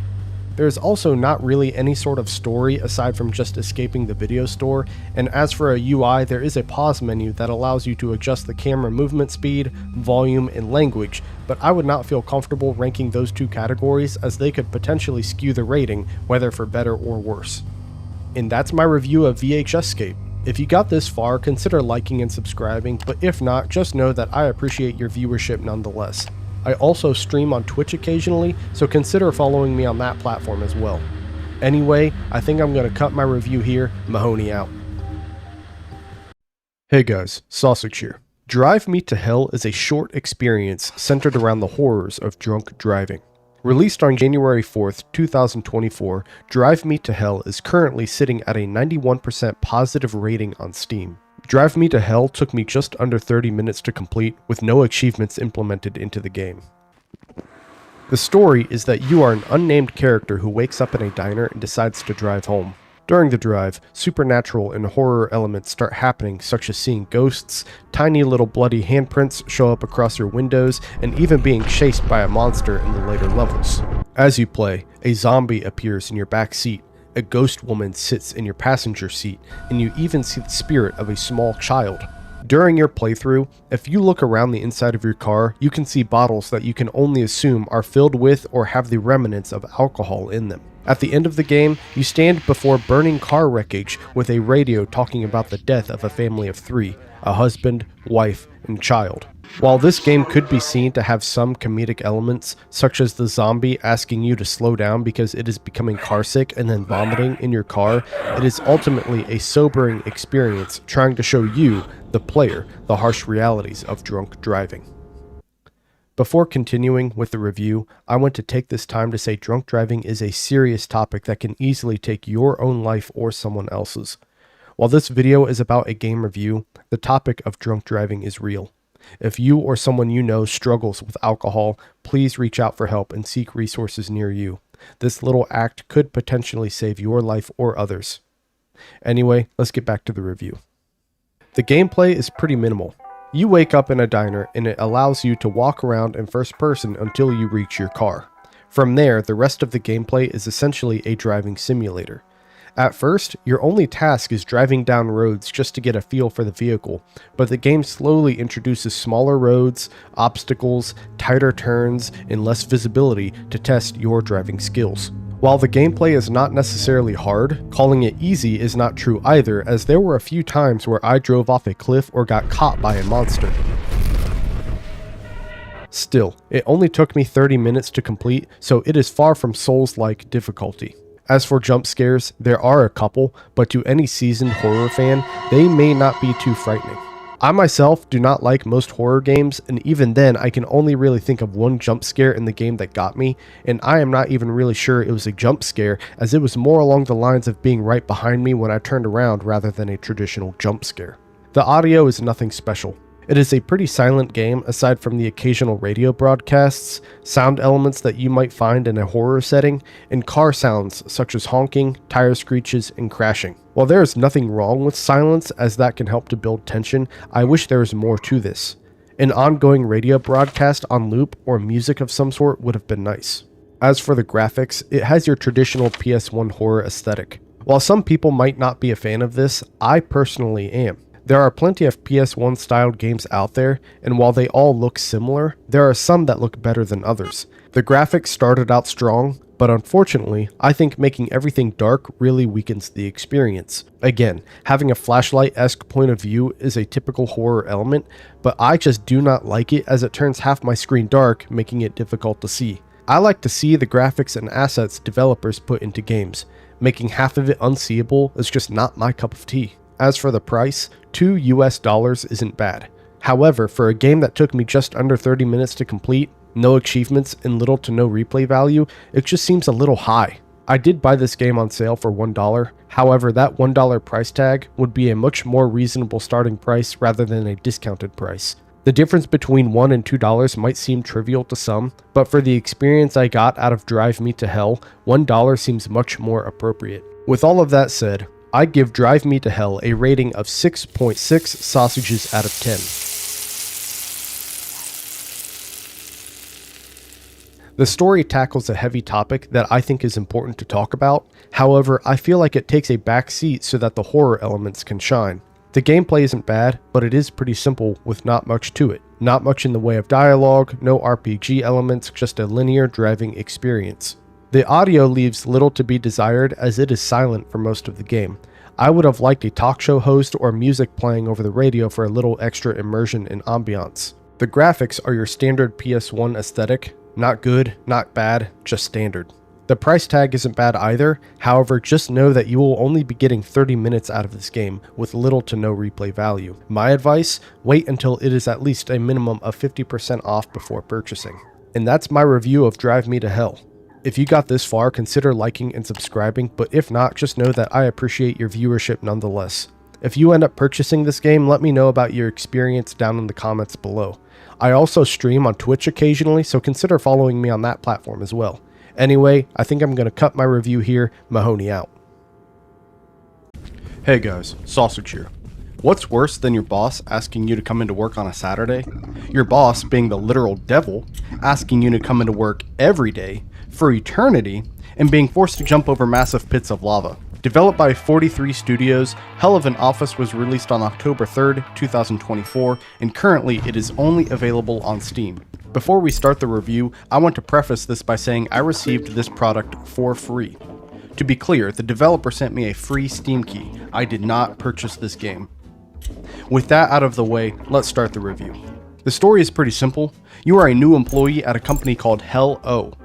Your boss is Mr. Stapley, who is just some guy in a suit with a massive stapler for a head, and his boss, the CEO, is the literal devil himself, Mr. Stan. Your task is to go on little quests for your boss, Mr. Stapley, exploring the office building as you go. As you play, you meet countless other employees at this company, experiencing all of their little problems and even completing optional side quests for them as well. As you play, you accidentally become a better and better employee, being promoted as you go. The gameplay is fun at first, though around level 5 is when it becomes exponentially more difficult. In the beginning, the game is just dashing from platform to platform, making your way to the exit before the lava rises and you lose. Soon enough, you'll be using your stapler to jump, using your tie to grapple, dodging pencils, and bouncing off pillows. Not to mention, you have the option to choose different skins based on your achievements in the game. As you play though, you'll be scored on the completion time and then given a rank, bronze being the lowest rank, then silver, gold, and diamond being the highest. As you play, you can unlock different skins for your stapler as well. These skins can be unlocked by doing the side quests in the office portion of the levels, completing the 10 different levels in the various themed worlds, and even achieving diamond status on the levels as well. And that's just for the platforming portion of the game. Every 5 levels, you are taken back to the office level to walk through the halls talking to the employees and completing small side quests. The break in this platforming is quite welcome because in the later game, many of these stages require near perfection to complete. That is not an exaggeration. On level 88, I was required to jump from a running wall on the left to a pillow on the right. The issue is that pressing space to dash will dash me forward, but left clicking will make me jump up. So I'm unsure of how to jump to the right. Following that, the platforming button is quite strange. I am playing with a mouse and keyboard, and to dash forward you press spacebar, but to jump you press left click. While I sort of understand, as activating your jump requires you to use your stapler, so if you think about it as an item or even a weapon, left clicking makes sense. But if you think to yourself, I need to jump, your first instinct is to press the spacebar. Even after having multiple hours into the game, I still found myself instinctively pressing space to jump. All that to say, I have yet to complete the game because I cannot beat this level. I did make a post in the discussions of this game on how to beat level 88 and someone said I need to rocket jump. Unsure of what rocket jump is, I asked with no response. I even asked a dev, but they have yet to respond to me at the time of this review. I think the person who told me to rocket jump is referring to using the stapler, which I did mention in my discussion post, so there may have been a misunderstanding, but as it sits right now, I just cannot beat level 88. Unfortunately, this does sour my mood a bit because I really enjoyed playing the office levels, but as it sits right now, I will not be able to complete the game. You could say it's a skill issue and I wouldn't disagree with you, but it does not change the fact that I just cannot figure out how to jump horizontally. Anyway, if you do complete the game, there is an editor mode where you can create your own levels, and I assume you can either send them to friends or upload them to a cloud for others to play. I do not think you need to complete the game to play this mode, however, I would assume anyone who purchases this game intends to complete the game rather than just play the editor mode. So, if you're good at the game, have diamond ranked each map, and want to play something perhaps a little more difficult, editor mode will probably be your next big obsession. To end this category on a high note, to any keen-eyed Easter egg hunters out there, there are some references to pretty much everything in this game. Milton from Office Space with his red stapler, Dexter and Dee Dee from Dexter's Laboratory, Leonard and Sheldon from Big Bang Theory, Emerald, Gordon Ramsay, and one level is even an obvious love letter to the Stanley Parable. Walking through the office, keeping an eye out for these little references was one of my favorite parts of the game. The art is fantastic, and not once did I look at a level and dislike what I saw. Not only do the platforming levels look great, but so do the levels in between where you're exploring the office. Everything from the skyboxes to the large set pieces, all the way down to the little things such as discovering what is written on sticky notes. Many models and assets are copy and pasted, like many other games do, even AAA games, but not everything is copy and pasted. There are some models that are uniquely their own, such as Mr. Stapley. While he isn't a one-and-done character, he isn't in the game as much as you'd think, and yet he isn't a copy-and-paste model with a few color palette swaps. He is his own model. It's small attention to detail like this that really makes the game feel alive. The soundtrack is great too, and never felt myself getting bored of listening to it. At first, the soundtrack, while speed-inducing, is pretty tame. Eventually, as you progress, the soundtracks become even more and more intense. Even the elevator music is nice.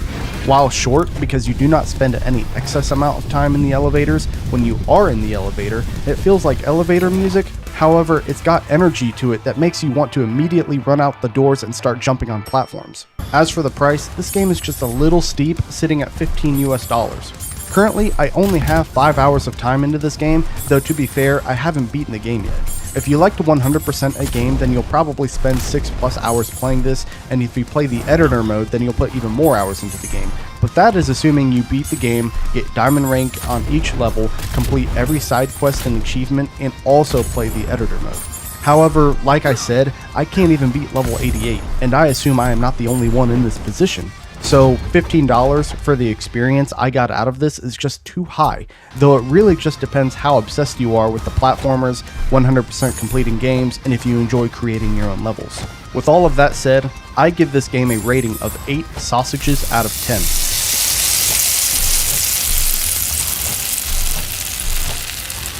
The story is a hysterical satire of work life in an office. While Mr. Stapley is the only reoccurring character throughout the game, each NPC is unique, and not once did I get bored walking into the office levels. The gameplay is fun. My only complaint is that I cannot figure out how to beat level 88. The little baby in me wishes there was a skip feature, or maybe a feature like in some Mario games where if you cannot beat it after a certain amount of tries, it holds your hand so that you can complete it. I personally am not here to diamond rank each and every level. I am here as a casual player who just wants to play a little bit of platforming, talk to NPCs, and enjoy a good and funny story. The art is fantastic and never becomes stale. Whether you're on the first level of hell, or if you're in the toxic meeting levels, each theme is unique and full of life. The soundtrack does a lot of the heavy lifting, and it is perfect for getting you pumped to sprint through these levels. Not once did I hear music in the background and dislike it. It's low key and takes second chair to the rest of the game, but it's still energetic enough to get you excited. The price is just a little bit too high. But really, it just depends on your skill level, what kind of games you like, and what you want to get out of it. Are you a casual player who is not that great at platforming and only here for the narrative? Price might be a bit high. Do you want to earn diamond rank on each level, get every achievement, and then spend hours creating your own level in editor mode? $15 may be more than reasonable. It just depends. And that's my review of Hell of an Office. If you enjoyed this video, consider liking and subscribing, but if not, just know that I appreciate your viewership nonetheless. I also stream on Twitch occasionally, so consider following me on that platform as well. Anyway, I think I'm going to cut my review here. Mahoney out. Hey guys, Sausage here. Released on December 6th, 2023, Seybul Tech is currently sitting at an 88% rating on Steam. Out of all of the liminal space games, Seybul Tech almost feels like it is in a league of its own. It only takes 45 minutes to an hour to complete, yet it packs a lot of atmosphere, tension, and discomfort into this short and sweet experience. You start the game sitting at your desk in an office. After you stand up and explore your surroundings, you notice you are alone. Upon closer inspection, you notice that you are in the year 1996. The calendar states this clearly, but the old, yellowish, off-white box monitors and the floppy disks lying around are the chef's kiss on this masterpiece.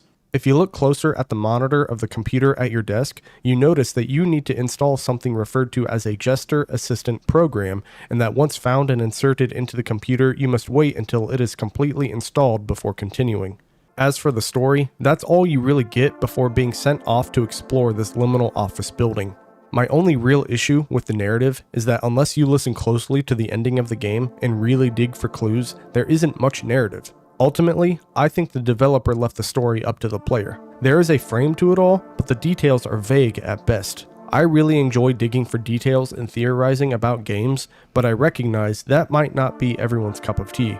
If you like games with a fleshed out story, then this element might leave you a little disappointed. Regardless, the game isn't story driven, so you won't feel like you're missing much due to the lack of narrative anyway. Upon completion of the installation of the Jester Assistant, you receive a pop-up window stating that you do not have permission to access the program and that you must gain clearance from HR. This is where the game really begins. From here, you explore what I consider 4 different levels: Office number 2, the Transition, the Apartment, and then Hell. You begin in the office, which already feels a bit off as the floor layout is quite strange, not to mention there are no windows. But office level number 2 takes it to the extreme by dramatically increasing the sizes of the rooms, inserting strange inclines and declines, unusual hallways, placing hills and divots in the floor, and including random objects such as a giant moth and a cutout of an anthropomorphistic frog. Upon completion of office number 2, you are taken to the Transition, which is just traversing from door to door, moving through various strangely built rooms until you reach the apartment. As it sounds, the apartment is a level with a CRT box television with a weather forecast, a kitchen, and rooms that make the entire apartment feel uncannily large and uncomfortable. From here, you are forced into Hell, which is just a handful of rooms with no exit, no way out. The only way out is being forced from one room to the next, and to the next. One big issue I had with the final room of Hell was that I was stuck in this room for nearly 10 minutes. I was stuck in a square-shaped room with 2 lights on the ceiling and what I could only assume were 2 windows on the walls, but they were too high for me to be able to jump and look out of. Was I doing something wrong, or was it intentional? While I understand forcing the player to wait to make it feel like you are stuck somewhere outside of time and space in a sort of limbo, the longer I am forced to wait, the more the feeling begins to fade, and I am taken out of the immersion. Eventually, I did escape this room and came face to face with the antagonist of the game. While none of these levels have any traditional jump scares, there are still a few moments here and there that may startle you. Throughout the entire journey, you feel as if there is something behind you, and that is an element that many games struggle to accomplish. Why should the developer include jump scares when they could just as easily make you feel like you're being followed, yet make you feel too scared to turn around and check anyway? Seybul Tech is not your traditional horror game. Seybul Tech is, in every sense of the word, terror. As for the gameplay, it is simple and bare bones. You press E to interact with various items, and its main purpose being to open doors. You press E to interact with your computer, and you press E to eat items such as sushi and donuts, but ultimately, that is it. While this might seem too simple, the point of the game is not to necessarily have mechanics, but rather to be an immersive walking simulator which the developers executed masterfully. You are not expected to carry any items. You are not expected to flip any switches. In terms of any puzzles, all you're expected to do is install the Jester program and then find your way through the labyrinth that is Office number 2.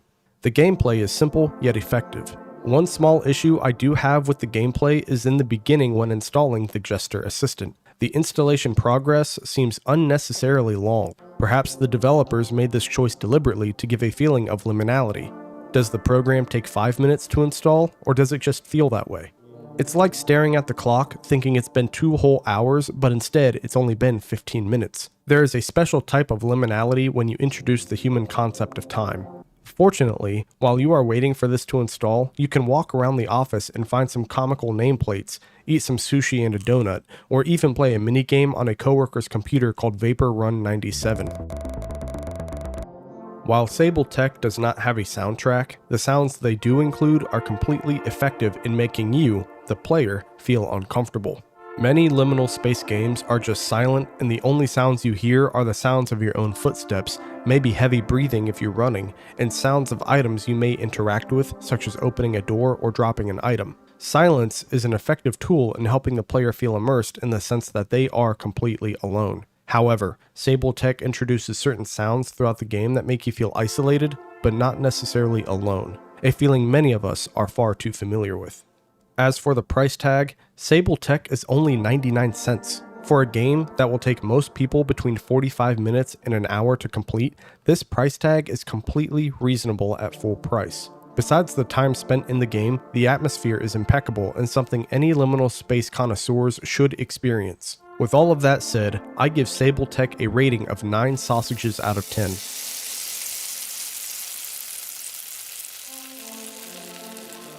The story is fine, but it feels like you must do your own digging to really get anything out of it. The levels value quality over quantity, and they really immerse you into them, as you cannot just speedrun through it all. The atmosphere is not horror, but terror, in making you feel like you aren't safe in a place that doesn't provide you with any reason for activating your fight or flight response. The gameplay is average in that it is simple with not a lot going on, yet not feeling bad or bland, as you are too focused on the feeling the game gives rather than thinking about what it might lack. The soundtrack is almost nothing, yet the small sounds the developers did include cause you to question your isolation in the most terrifyingly way possible. The price tag is perfect, since making the game free might be a disservice to their own effort and creativity, while knowing that anything more than what they charge could turn some people away. And that's my review of Seybul Tech. If you got this far, consider liking and subscribing, but if not, just know that I appreciate your viewership nonetheless. If you do end up purchasing this game, leave a comment below telling me about your experience. I also stream on Twitch occasionally, so consider following me on that platform as well. I'll leave a link to my Twitch channel in the description below. Anyway, I think I'm going to cut my review here. Mahoney out. Hey guys, Sausage here. What are the only 2 things guaranteed in life? Sugar and spice? No, maybe rainbows and puppies? No, that's not it either. Oh, that's right. It's Death and Taxes. Developed by Placeholder Gameworks, Death and Taxes was released on February 20th, 2020, with recent and all reviews sitting at an 85% and 87% respectively. Currently, I have 18 hours of time played while having unlocked 39 of the 60 achievements. The game starts with you waking up in an office of a character named Fate. You are informed that you are named Grim and given a batch/employee number. Your only purpose is to sit at a desk and choose who lives and who dies. You do this by having a set of profiles slide across your desk each morning, giving you a summary of random people, and based on these summaries as well as special instructions given to you by your boss, Fate, you are then free to select which people live and die. So, in short, you are the, or a Grim Reaper, in the most bureaucratic sense possible. No scythes here, just paper, a marker, and a fax machine. While the story isn't too deep, it is strangely unique, hilarious, and thought-provoking. Not only are you a mythological creature turned paper pusher, but as you play, you get to read profiles that are quite comical. Not to mention, you can choose to read the news on your phone the next day if you want, about the outcome of some of the people that you choose to let live or die. As you progress, things start coming off the rails slowly but surely. As a new employee, you are monitored by your boss, Fate, during your 1-month probation period, but as you play, you are forced to make choices, and these choices affect the outcome of the story at the end of the game. I have played this game 5 times and have only discovered 7 of the 14 endings, however you can achieve multiple endings in one playthrough. The gameplay is pretty simple and laid back, though choices do matter. So you'll need to be vigilant when choosing which people to let live and die. While the first few days probably do not matter too much, in the later game these choices hold more weight, and depending on which choices you make, they can and will affect the ending of the game. Will you witness the end of the world? Or perhaps you'll get the most positive ending imaginable. These choices will matter as you play. But maybe you're thinking to yourself, but Sausage, that is too much weight and pressure to put on a lowly office worker. What if I choose the wrong person? How do I know which people to choose?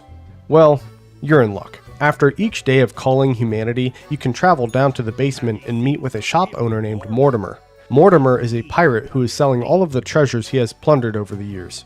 Some of these items are purely cosmetic, as you can change your appearance before or after work each day, but also he sells items that can help you while at your desk. One item you can purchase is a coin you can flip to help you decide on what choices to make. Another is a radio that just plays different music. Or maybe you want to buy a snow globe that will show you the current status of the world, be it prosperity or ruin. After each day, you are required to go to the top floor of the building and meet with your boss, Fate.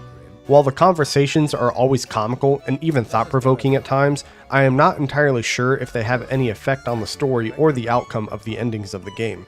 They might, but they're not nearly as effective as the actual profiles you choose from each day. On the weekends, the office has a bar just above the basement that you can frequent and talk to other characters. Again, I am not sure if they have any actual outcome on the story, but rather they mainly act as a form of comedic relief as well as providing interesting dialogue to help with world building. As for the cosmetics I mentioned earlier, there is a dressing room beside your bedroom in the office tower that allows you to change your suit or robe, your head, and your headwear. While you don't ever get to really see your character anywhere else besides in this one little mechanic, it is fun and goofy to play around with for a minute. Once you complete the game, you are presented with two options. You can either end the game completely, or you can activate a New Game Plus. New Game Plus starts you at the beginning, letting you replay the entire game and making new choices. However, the difference is that you get to keep all of your money you have earned as well as all of the items you have bought. This can give you a massive advantage in the beginning and middle of the game, as by using these items you can better choose which profiles to terminate depending on what outcome you want and what mood you might be in. If you're listening to all of this and thinking, a game about paperwork and making meaningful and impactful choices, where have I heard that before? That's because this game takes influence from Papers, Please and even references the game at one point in its dialogue for any keen-eyed Easter egg hunters. Unfortunately, the only issue I really have with starting a brand new playthrough rather than a New Game Plus is that you lose whatever endings you may have already unlocked. I tried to look through my achievements to see which endings I have unlocked, and while I think I have 7 or 8 for various endings, at the end of this playthrough I only had 4, which is what leads me to believe that starting a brand new game rather than starting a New Game Plus will completely wipe anything you have unlocked, including endings, rather than just money and items. So, just keep that in mind when choosing between a new game and New Game Plus. As for the characters you interact with, each and every voice actor does an incredible job bringing them all to life. Or back to life in some of their cases. Whether it's Fate with his proper tone and well-read vocabulary, Mortimer with his strong pirate vibe, or Florian the Eradicator, who looks like a deity from ancient Egypt. Not a single character has bad voice acting, and that even goes for Lady Poddington as well. My only real complaint with the voice acting is that it almost sounds like AI. The reason for this is that the commas in the dialogue almost feel as if they're periods with how the characters read them. Rather than a quick pause, they treat it as a full stop and then continue reading. While I do not believe that these are AI voices, the cadence of the dialogue can almost feel like it is sometimes. The art is fantastic as well, but I could understand why it might not be everyone's cup of tea. Everything from the entirety of the building as you traverse it, going from Fate's office, down to the basement to visit Mortimer, maybe to the bar on the weekends, and then back to your desk the next day, all the way down to the smallest minute details, such as choosing what your Grim looks like when choosing what clothing, head, and hat you want to equip. As you traverse the building using the elevator, there are small details on the various levels of the building that are easy to miss, such as the ghost janitors cleaning, to the angels and demons in the bar. Even the coloring of the building is quite unique in that most of it is entirely in black and white, while certain items, such as clothing, are given color. Look at the hair on the bartender, or the bow tie on Fate, and the collar on Lady Poddington. All that to say, the art looks unique, but perhaps not exactly alive, if that makes sense. As for the soundtrack, it perfectly encapsulates the feeling of working a 9 to 5 for eternity as a Grim Reaper, while also not taking itself too seriously. It's melancholic while also being relaxing and calming, and something you could comfortably play in the background while doing other activities. Not only that, but it's got 16 tracks totaling over 33 minutes long. How do I know this? Because I bought the soundtrack on sale at one point, and occasionally when the feeling hits me, I'll turn it on in the background while I am working, cooking dinner, filing taxes, or whatever I happen to be doing. As for the price, it is sitting at $13 US, not to mention another optional $5 if you want to own the soundtrack. A single run of the game will take about 3 hours, give or take. However, to anyone who enjoys games where choices matter and have alternate endings, you will get multiple playthroughs of this game. I actually started a brand new game just for this recording, so at the time of this video I currently have 5 playthroughs and yet have not unlocked every single ending. So, $13 for 5 different playthroughs, 7 to 8 different endings for a total of 15 hours? Not a bad deal. With all of that said, I give this game a rating of 8.5 sausages out of 10.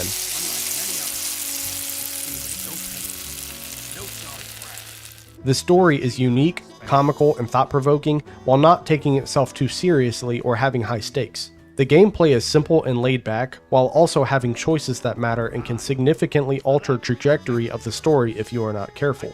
My only real complaint about the gameplay is that if you choose to start a brand new game, then not only do the items and money you have acquired disappear, but so do the different endings you have unlocked. The solution to this is simple though. Just don't start a brand new game. Unless you make videos reviewing games like me.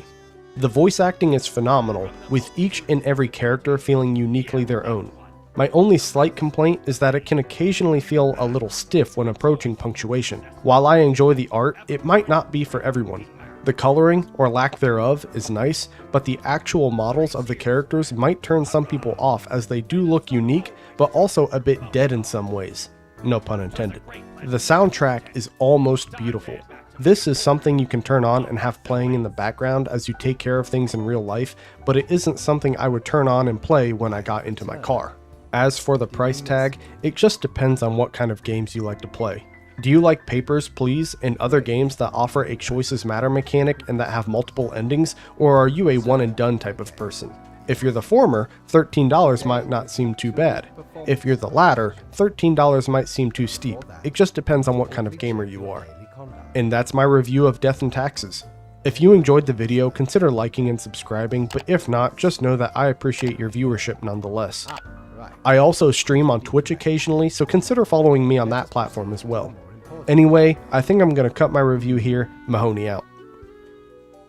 Hey guys, Sausage here. Have you ever wanted to play Doom, but rather than killing demons, you're killing Lovecraftian monsters beyond human comprehension?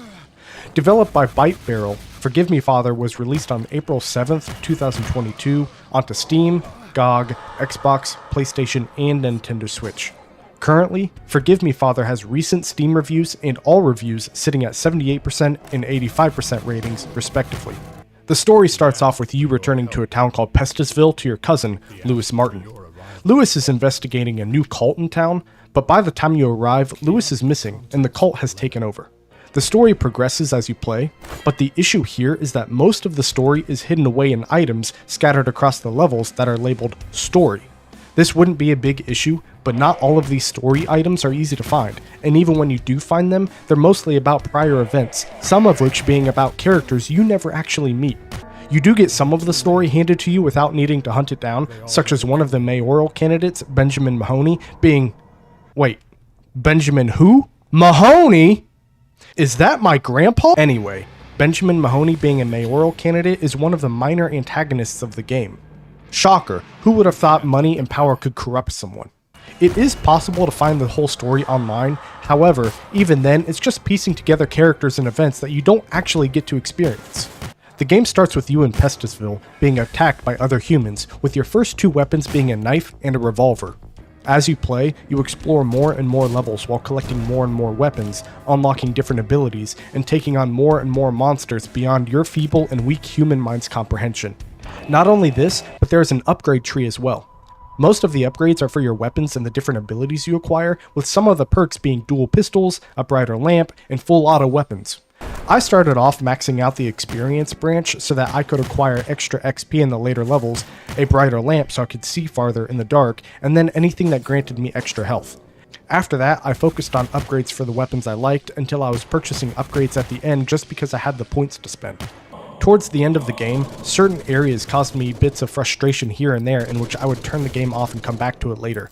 Not only were some of these areas much more difficult than usual, which added a bit of challenge I was not expecting, but there was one area that stands out to me most in terms of frustration. I was required to fight my way through a maze in complete darkness, aside from my lamp, and it took me a good 5 to 10 minutes to complete. After making it to the end, I found a key for which I could use to open a door, as keys do. Upon grabbing the key, the lights turned on and intense music started playing, informing me that there were monsters spawning. I started blasting these enemies as I made my way back to the entrance of the maze, only to find out about halfway through that the ceiling was dropping and the ceiling had spikes on it. Unfortunately, by this time it was too late. I was unable to make it out of the maze. After respawning, I discovered I was back outside of this maze and I had to redo the entire thing. Ultimately, it's not a big deal, but that is still 5 to 10 minutes of my life I'm not getting back, all because I had no idea spikes were falling from the ceiling because I was too focused on killing enemies. What the game should have done was have it autosave just before I picked up the key so that I didn't have to redo the entire first half of the maze. It was little nuances like these that really annoyed me occasionally. However, these are small complaints for a game that had overall incredible gameplay. The soundtrack is an absolute banger. When you think of Doom, there are usually three things people think of: demons, gratuitous violence, and metal music. The soundtrack in Forgive Me Father could go toe-to-toe with any Doom soundtrack, especially in the later levels when you're fighting hordes of monsters. Hearing that fast-paced metal music, it makes me feel like a shotgun because I instantly become pumped and I'm ready to blast these monsters point blank.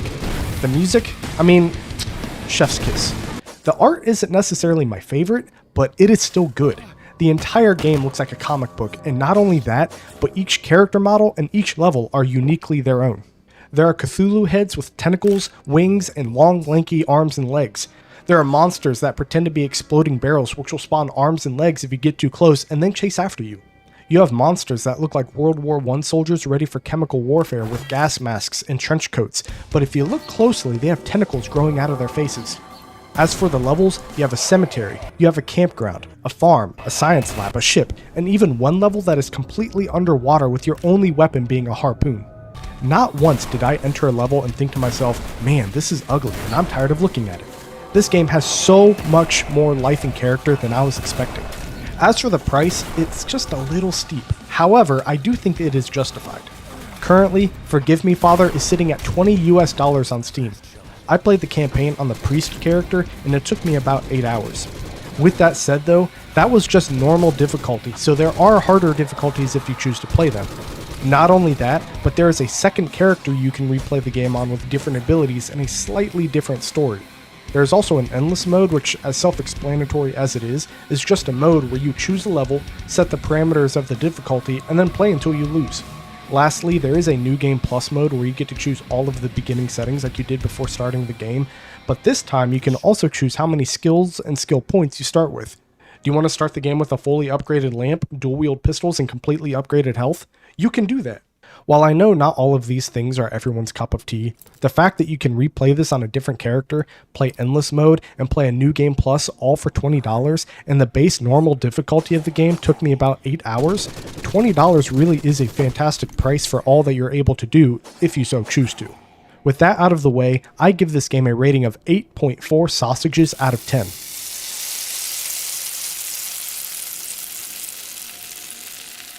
There is a story to the game, but it takes a backseat to everything else. You can piece it together as you play, but even then, most of the story is backstory rather than what is actively happening. The gameplay is great. As you play, you unlock various weapons, abilities, and gain skill points to upgrade your different weapons and abilities. My only slight complaint is that in the endgame, there are certain encounters that cause moments of frustration that were severe enough to make me want to turn the game off and retry later. Ultimately, I was able to beat the game of course, but in those moments, I was just sort of fed up for the time being. The soundtrack is this game's greatest strength. If you told me this was a Doom soundtrack, I would have completely believed you, and imitation is the purest form of flattery. If I can't tell the difference between this soundtrack and Doom's, it means they're doing something right. The art is great as well, with the entire thing looking like a comic book. Not to mention, every model and every level is unique and has its own special vibe. The price might be a little steep for some, but for anyone who wishes to replay it, the price is completely justified. $20 for 8 hours of gameplay on just normal difficulty on just one character? There is a second character with different abilities and a slightly different story, not to mention harder difficulties as well. Also, there is a New Game Plus mode and an Endless mode, which can add many more hours to your game as well. And that's my review of Forgive Me Father.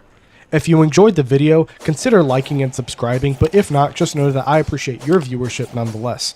I also stream on Twitch occasionally, so consider following me on that platform as well. Anyway, I think I'm going to cut my review here. Mahoney out. Hey guys, Sausage here. Do you like frogs?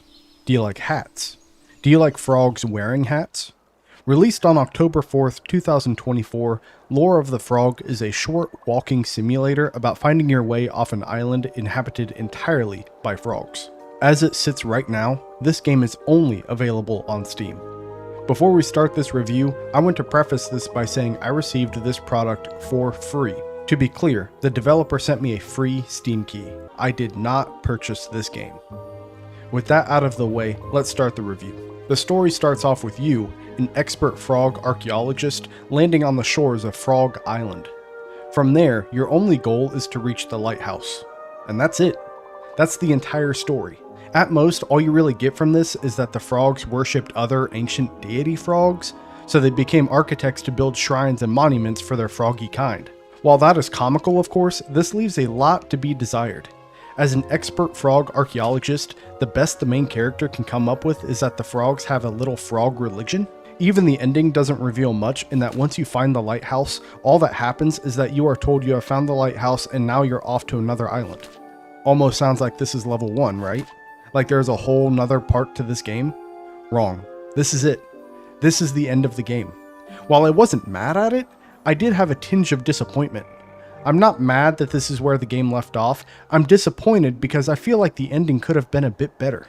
Maybe allow me to enter the lighthouse. Maybe show me that a ship is coming to rescue me. Telling me there is more islands to explore and then cutting the game there, it didn't necessarily feel misleading, but instead it came off as confusing. Why tell me there are more islands and then just tell me thanks for playing? It just feels off. As for the gameplay, it leaves just a little bit to be desired. As a whole, this game is a linear progression walking simulator, plain and simple. That said, there is only one puzzle mechanic and the rest is just exploring and collecting items. When you start the game, it leads you on a path until you discover a cabin. This cabin will act as a sort of home for you to sleep in as you play, which is quite an odd mechanic. I only had to sleep once or twice, and it doesn't progress the story or affect the gameplay in any way, so why is it included to begin with? After reaching the cabin, you then continue exploring, unlocking one area at a time. You will have a great time exploring though, as there is a map and a green circle indicating where you are, but nothing indicating which direction you are walking. No compass mechanic. The only way to determine which direction you are walking is to look at the map, remember your position, walk in a certain direction, then reopen the map and try to determine which direction you are walking to begin with. As for the puzzles, there is only one real puzzle that needs completing. The rest of the game is just exploring and discovering collectibles, which contributes a minimal amount to world building. As you explore, you'll come across frog statues, places of interests, and frog coins. What do these things do? Well, I'm not entirely sure. There are 5 froggy statues that you can clean leaves and vines off of, but after I cleaned all 5, nothing happened. No achievement, nothing. Or at least nothing I could notice anyway. The game advertises solving casual puzzles. Unless I missed something, there was only one puzzle. You could argue that fixing the steps to the cabin was a puzzle, or dropping the bridge at the end of the game was a puzzle, but those felt more like a collectathon mechanic than a puzzle. While I don't mind whether the game has puzzles or not, including a single puzzle and then advertising it as plural is just a little bit misleading. Continuing with the gameplay, I wish there were NPCs you could interact with besides just the frogs. Not to mention, the frogs can only be interacted with by placing hats on them. While this is amusing, of course, I just wish there was more interaction with the frogs, like they could talk to you or something. You play as an expert frog archaeologist, and the frogs have some sort of religion and have the ability of architecture. Is it that far of a stretch to allow them to communicate with us? There is a text box that appears at the top of the screen while you play. I would assume making the frogs NPCs with whom you could talk to would not be that much more difficult to implement. The island just feels empty with the lack of NPCs. I do not know if this is a team of developers or just a single person, but it is their first game. I want to be gentle about what I say without cutting them too much slack. I will give credit where credit is due, however. Putting hats on frogs, it's pretty cool. The atmosphere is decent, but again, it just feels a little empty. Do you know the common phrase of something along the lines of talking a lot but not saying much? This game feels like I am playing that phrase. Each area you discover on the island just feels the same. What I mean is, there are different color palettes and slightly different models, but the areas as a whole just feel almost lifeless. That said though, the color palettes and the serene and calming music do look and sound great, but it isn't enough to make the atmosphere stand out. As for the price, it is sitting at a steep $13 US. There is nothing I can do or say that can justify this price tag. While I was not attempting to speedrun this game, I did complete it in just under an hour. After seeing the price tag, I went back into this cozy world of Frog Island to 100% complete the game and fill out my entire journal. Quick note, when I did this, It took me back to a really early part of the dungeon. Did I forget to save, or was I wrong in assuming this game has autosave? Regardless, I went back and replayed 2/3 of the game to see if I missed anything. I filled out the entire map, found all 5 frog statues, and cleaned up all 3 areas with trash. I did, however, only collect 9 of the 10 frog coins. I wanted to collect all 10, but as I had already replayed this game for the second time with a careful eye combing over the game for anything I missed, not to mention forgetting that completing the game will take me almost all the way back to the beginning, I unfortunately could not be bothered to 100% complete this game. If I had collected that last coin, would it have changed anything? Maybe, but I doubt it would be drastic enough to change my opinion of the game. I spent another whole hour playing this game in an attempt to find anything I may have missed, with the only failure being to collect that last coin, and I found absolutely no difference in the second experience as I did for my first playthrough. Anyway, like I said, there is nothing I can do or say that can justify this price tag. With all of that said, I give Lore of the Frog a rating of 4.3 sausages out of 10. The story has so much potential, being an expert frog archaeologist on Frog Island, but unfortunately, aside from that information in the beginning, the story just sort of ends there. I wish the developer had put more into the narrative of this game because it feels like it really does have potential. The gameplay leaves a bit to be desired. I enjoy walking simulators, but if I'm going to play a walking simulator, I expect something else to accompany the experience, be it narrative, puzzles, or collectibles, so long as these mechanics actually affect the game in some way. The developer advertises puzzles, but there is only one. The rest of the game is the frog archaeologist talking to themselves in frog puns as they explore the island collecting items. You can place hats on frogs, and as amusing as that is, it cannot carry the weight of the game by itself. The atmosphere is decent, but it just feels a little empty and lifeless. The serene and calming music is nice, as is all of the color the developers pumped into the game. I just wish the island had a little more liveliness and personality. The price is the game's weakest link. $13 US for a game that took me only an hour to complete is almost offensive. I understand that the developer wants all their hard work to be compensated. However, from the player's point of view, $13 for what I'm getting out of this is a ripoff. If the developer dropped this price tag, I would feel comfortable bumping the rating up to a 6. It could even be bumped up to a 7 or maybe even an 8 if the developer added more of a story, NPCs, or more puzzles, but as it sits right now, I cannot give this game more than a 5 at most. Again, I am sure the developer put a lot of time and effort into this game, but from the player's point of view, $13 for the experience I'm getting out of this is just not worth it. And that's my review of Lore of the Frog. If you enjoyed this video, consider liking and subscribing, but if not, just know that I appreciate your viewership nonetheless. I also stream on Twitch occasionally, so consider following me on that platform as well. Anyway, I think I'm going to cut my review here. Mahoney out. Hey guys, Sausage here. Have you ever wanted to run an idle tavern to make money to pay back a town you destroyed? Yeah, me neither. That's why I'm playing a game about it. Developed by Monster Shop Games, Dungeon Merchant was released on June 9th, 2023, with all reviews leaving this game at a 60% rating on Steam. Dungeon Merchant is also available on Android as well. Before we continue, I want to preface this review by saying I received this product for free. The developer sent me a free Steam key. I did not purchase this game. With that out of the way, let's continue with the review. The game starts off with a short but sweet story. There is an evil wizard terrorizing a town by summoning monsters to invade it. You and your team of adventurers are tasked with infiltrating the tower, killing the monsters, and defeating the evil wizard. You defeat the wizard and destroy his tower, but unfortunately the rubble from the tower destroys the town, and you are left to foot the bill of 100,000 gold coins. While the story is not deep or complex, it is short, sweet, and comical. Could it be longer? Could it have more detail? Perhaps. But in the case of a game like this, it almost feels as if less is more. They do drop little breadcrumbs of world building as you play, but the largest portion of the story drops in your lap at the very beginning of the game. The gameplay is solid for the first hour, but then it just becomes way too repetitive. In the beginning, the game seems a little complicated as it drops all the game's mechanics on you at once rather than in little portions. However, it soon becomes apparent that the game is not nearly as complicated as it looks. Your goal is to acquire 100,000 gold coins to repair the town, and the way you do this is by selling and purchasing equipment such as weapons and armor, and you can send your heroes into the dungeon to earn loot, which is just more weapons, armor, and gold. There are certain modifiers to be aware of, but ultimately the only ones that really matter are the monster type and matching your hero to that monster type. Such as the Hunter is strongest against beast type creatures, but also if you send the Hunter into the dungeon while a beast modifier is active, which lasts for 24 in-game hours, you will make more money. Unfortunately, as simple yet entertaining as this gameplay is, after the first hour it becomes apparent that this is it.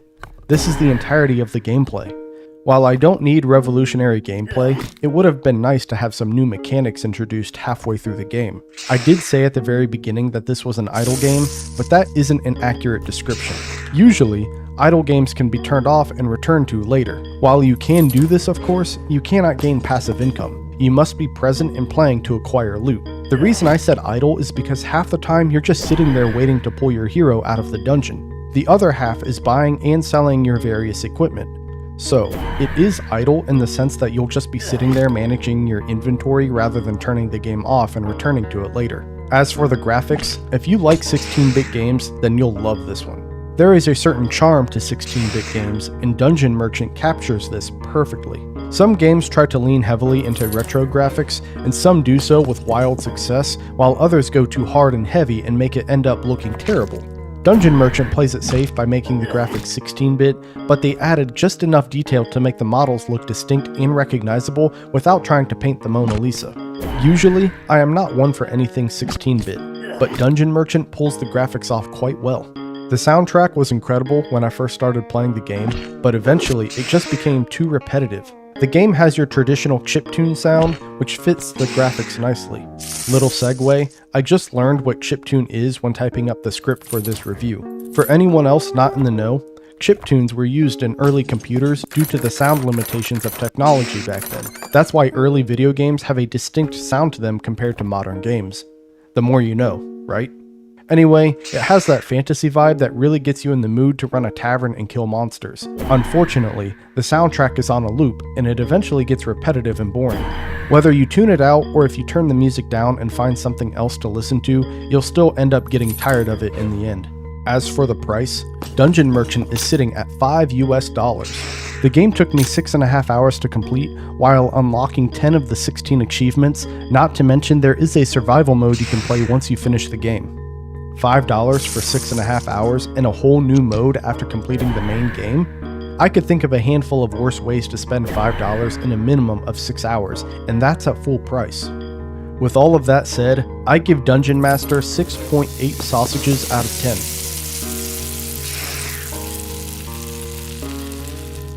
The story is short and sweet without too much depth, and that's probably for the best.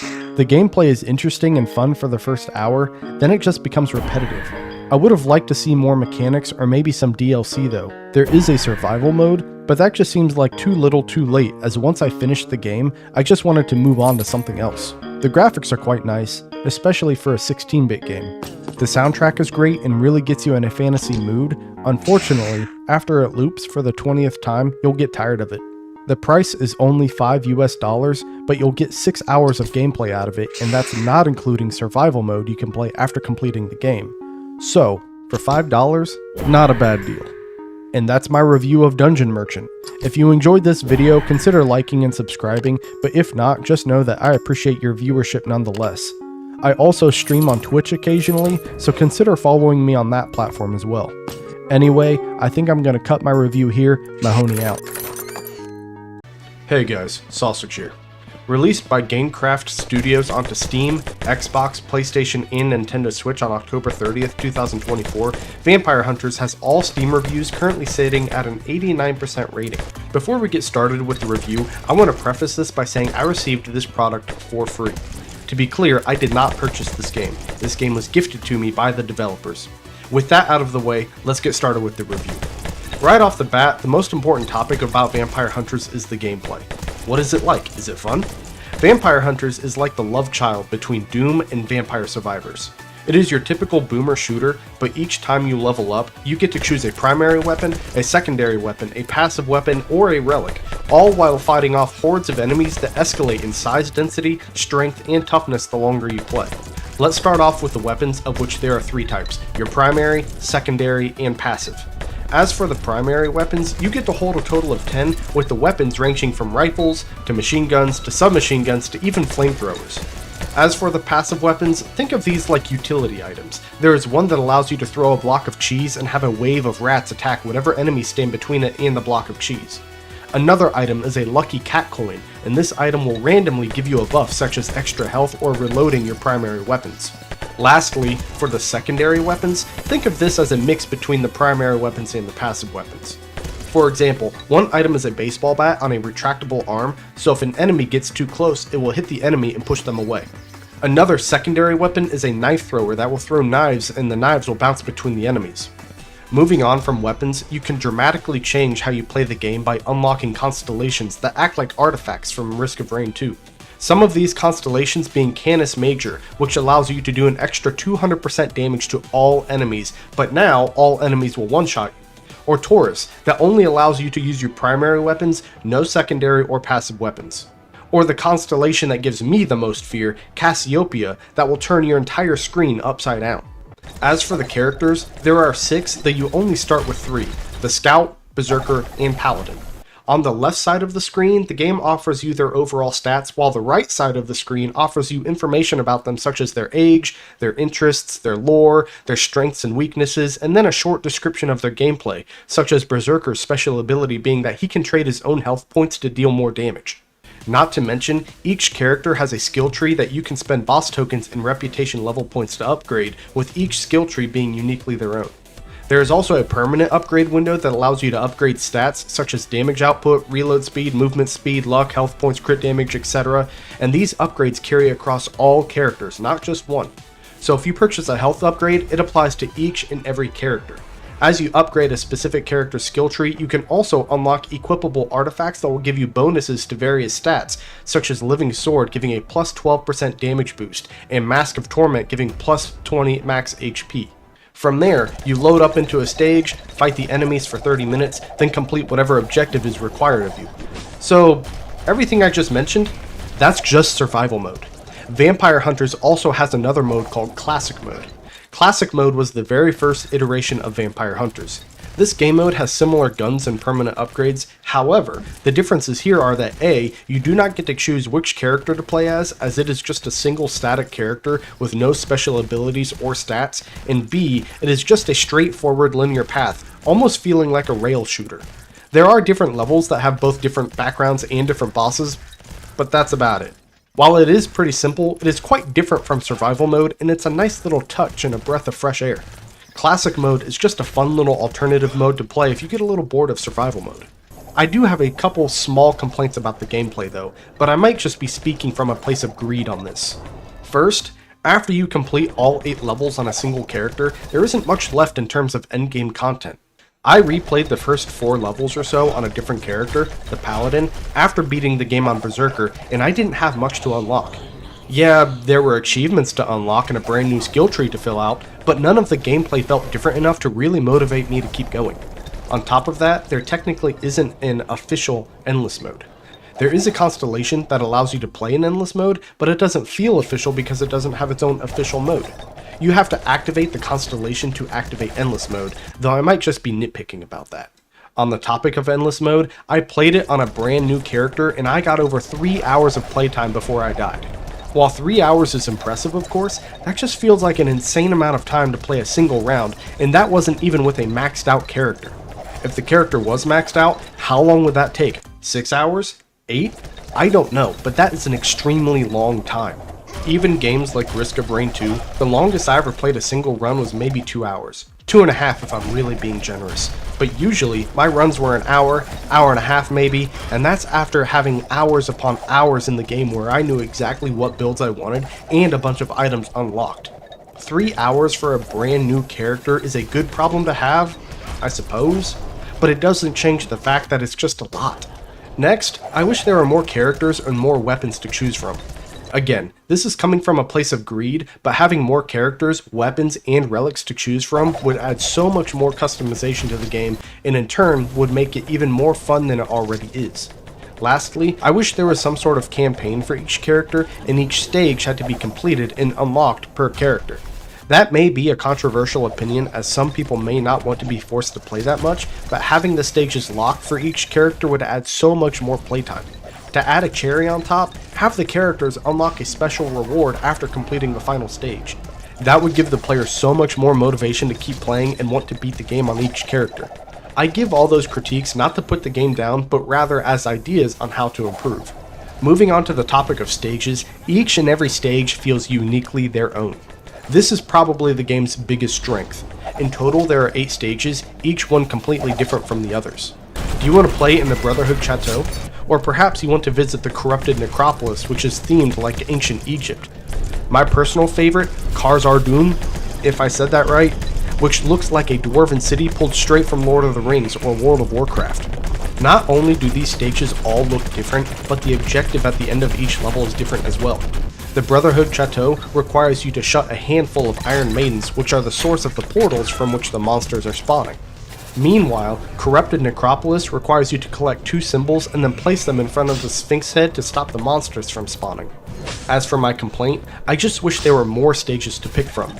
I know for a fact I am saying this from a place of greed, and perhaps the developers have intentions to introduce more levels later in free updates or paid DLC, but regardless, I would love to see more stages.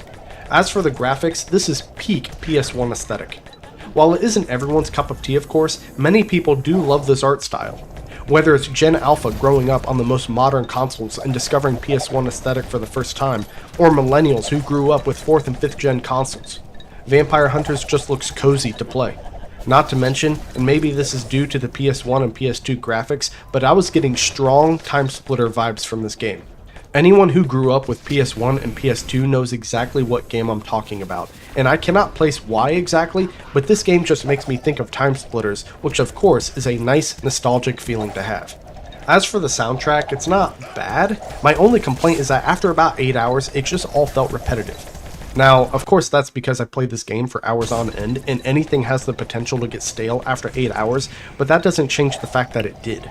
I want to stress that I do not dislike the soundtrack. In fact, I thought it was really good, but after 8 hours, you can only listen to the same 17 songs so many times before getting tired of them. Lastly, the price tag. Currently, the game is sitting at $15 US on Steam. I have over 22 hours into this game, and it took me about 8 hours to beat it on the first character, but that was due to both learning how to play the game as well as leveling up. Once leveled up enough, you could easily beat all 8 levels in 4 to 5 hours probably. Not to mention there is classic mode to play as well as endless mode, so all in all, it's worth the price tag. With all of that said, I give Vampire Hunters a rating of 8 sausages out of 10.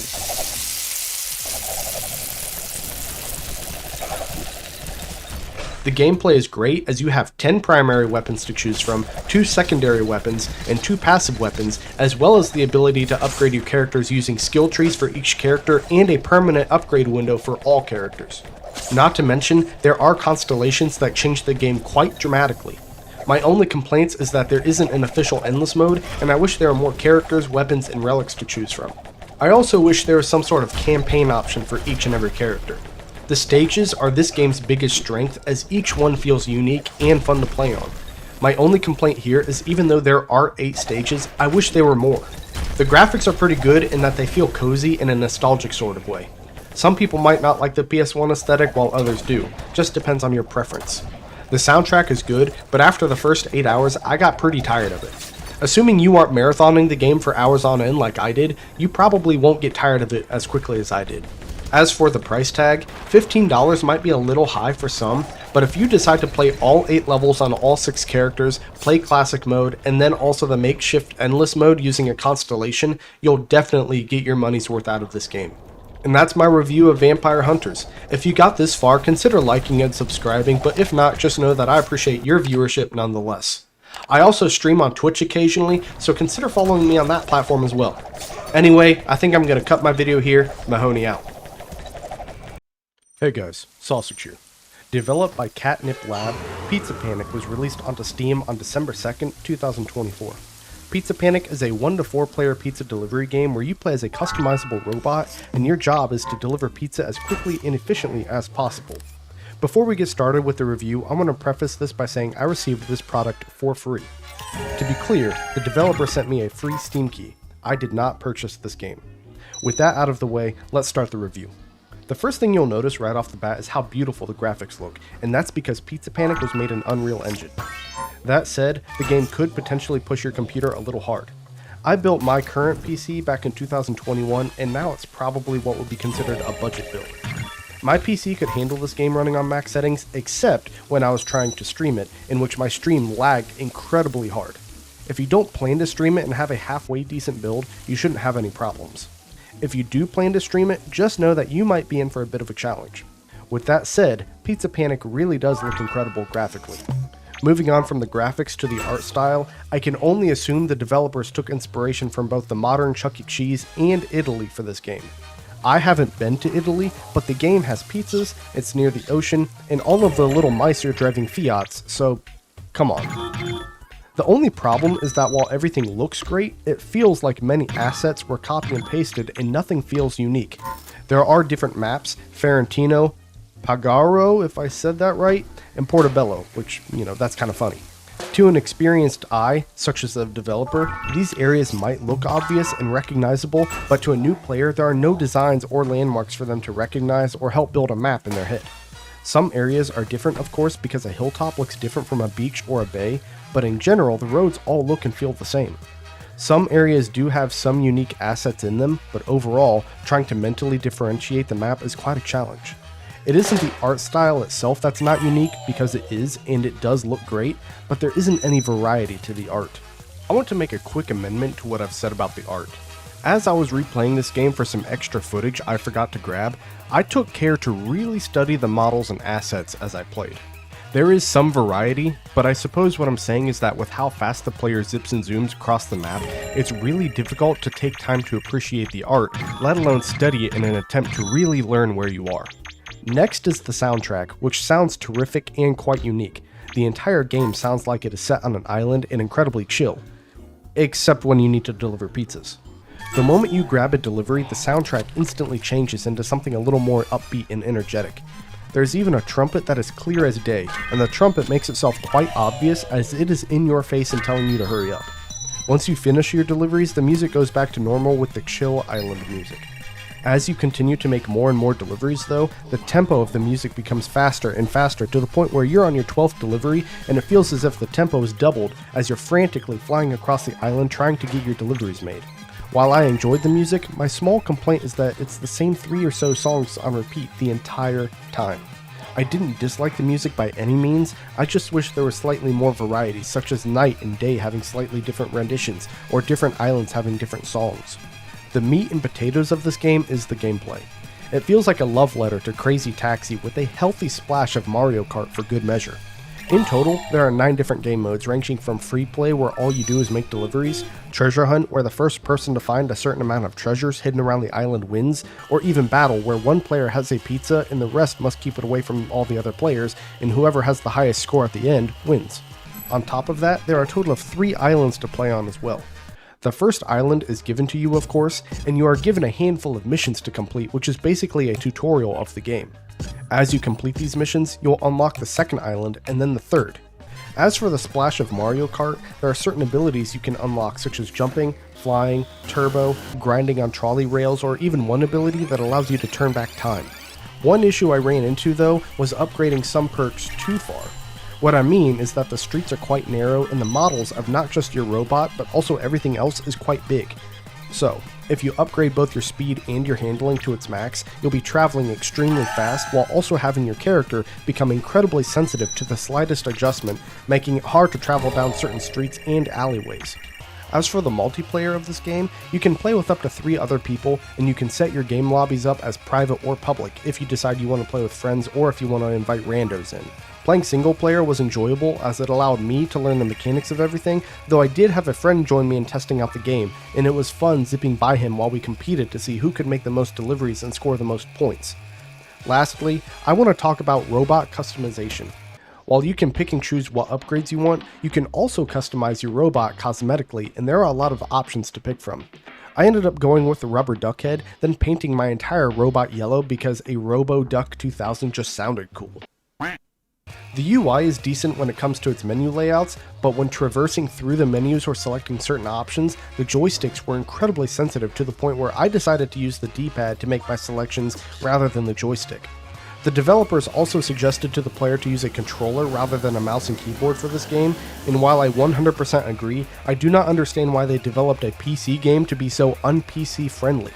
While navigating the menus, you must use the directional arrows near the number pad to move, while using the S key to make selections and the D key to go back. I have no idea why they chose to develop their game this way. Why not make the E key their select button, or space, or even the enter key? To go back, why not the escape key? Instead, they went with S and D, and it makes absolutely no sense. I will admit, I did not even try to play their game with a mouse and keyboard, because if their menu navigation was set up like that, I could only imagine what the gameplay was like. So, I decided to immediately plug in a controller and not even deal with the mouse and keyboard. The price tag might be steep for some, as it is sitting at $12 US, but this is one of those games where you'll know if you like it or not based purely on the screenshots and videos of gameplay. That said, there are a handful of modes, 2 other islands to unlock, as well as plenty of skills to unlock and even more cosmetics. If you decided to unlock all of the islands, all of the skills, and all of the cosmetics, you will absolutely get your money's worth out of this game. But again, this is one of those games where I think you can tell if you'll like it or not just from the pictures and videos alone. With all of that said, I give this game a rating of 7.8 sausages out of 10.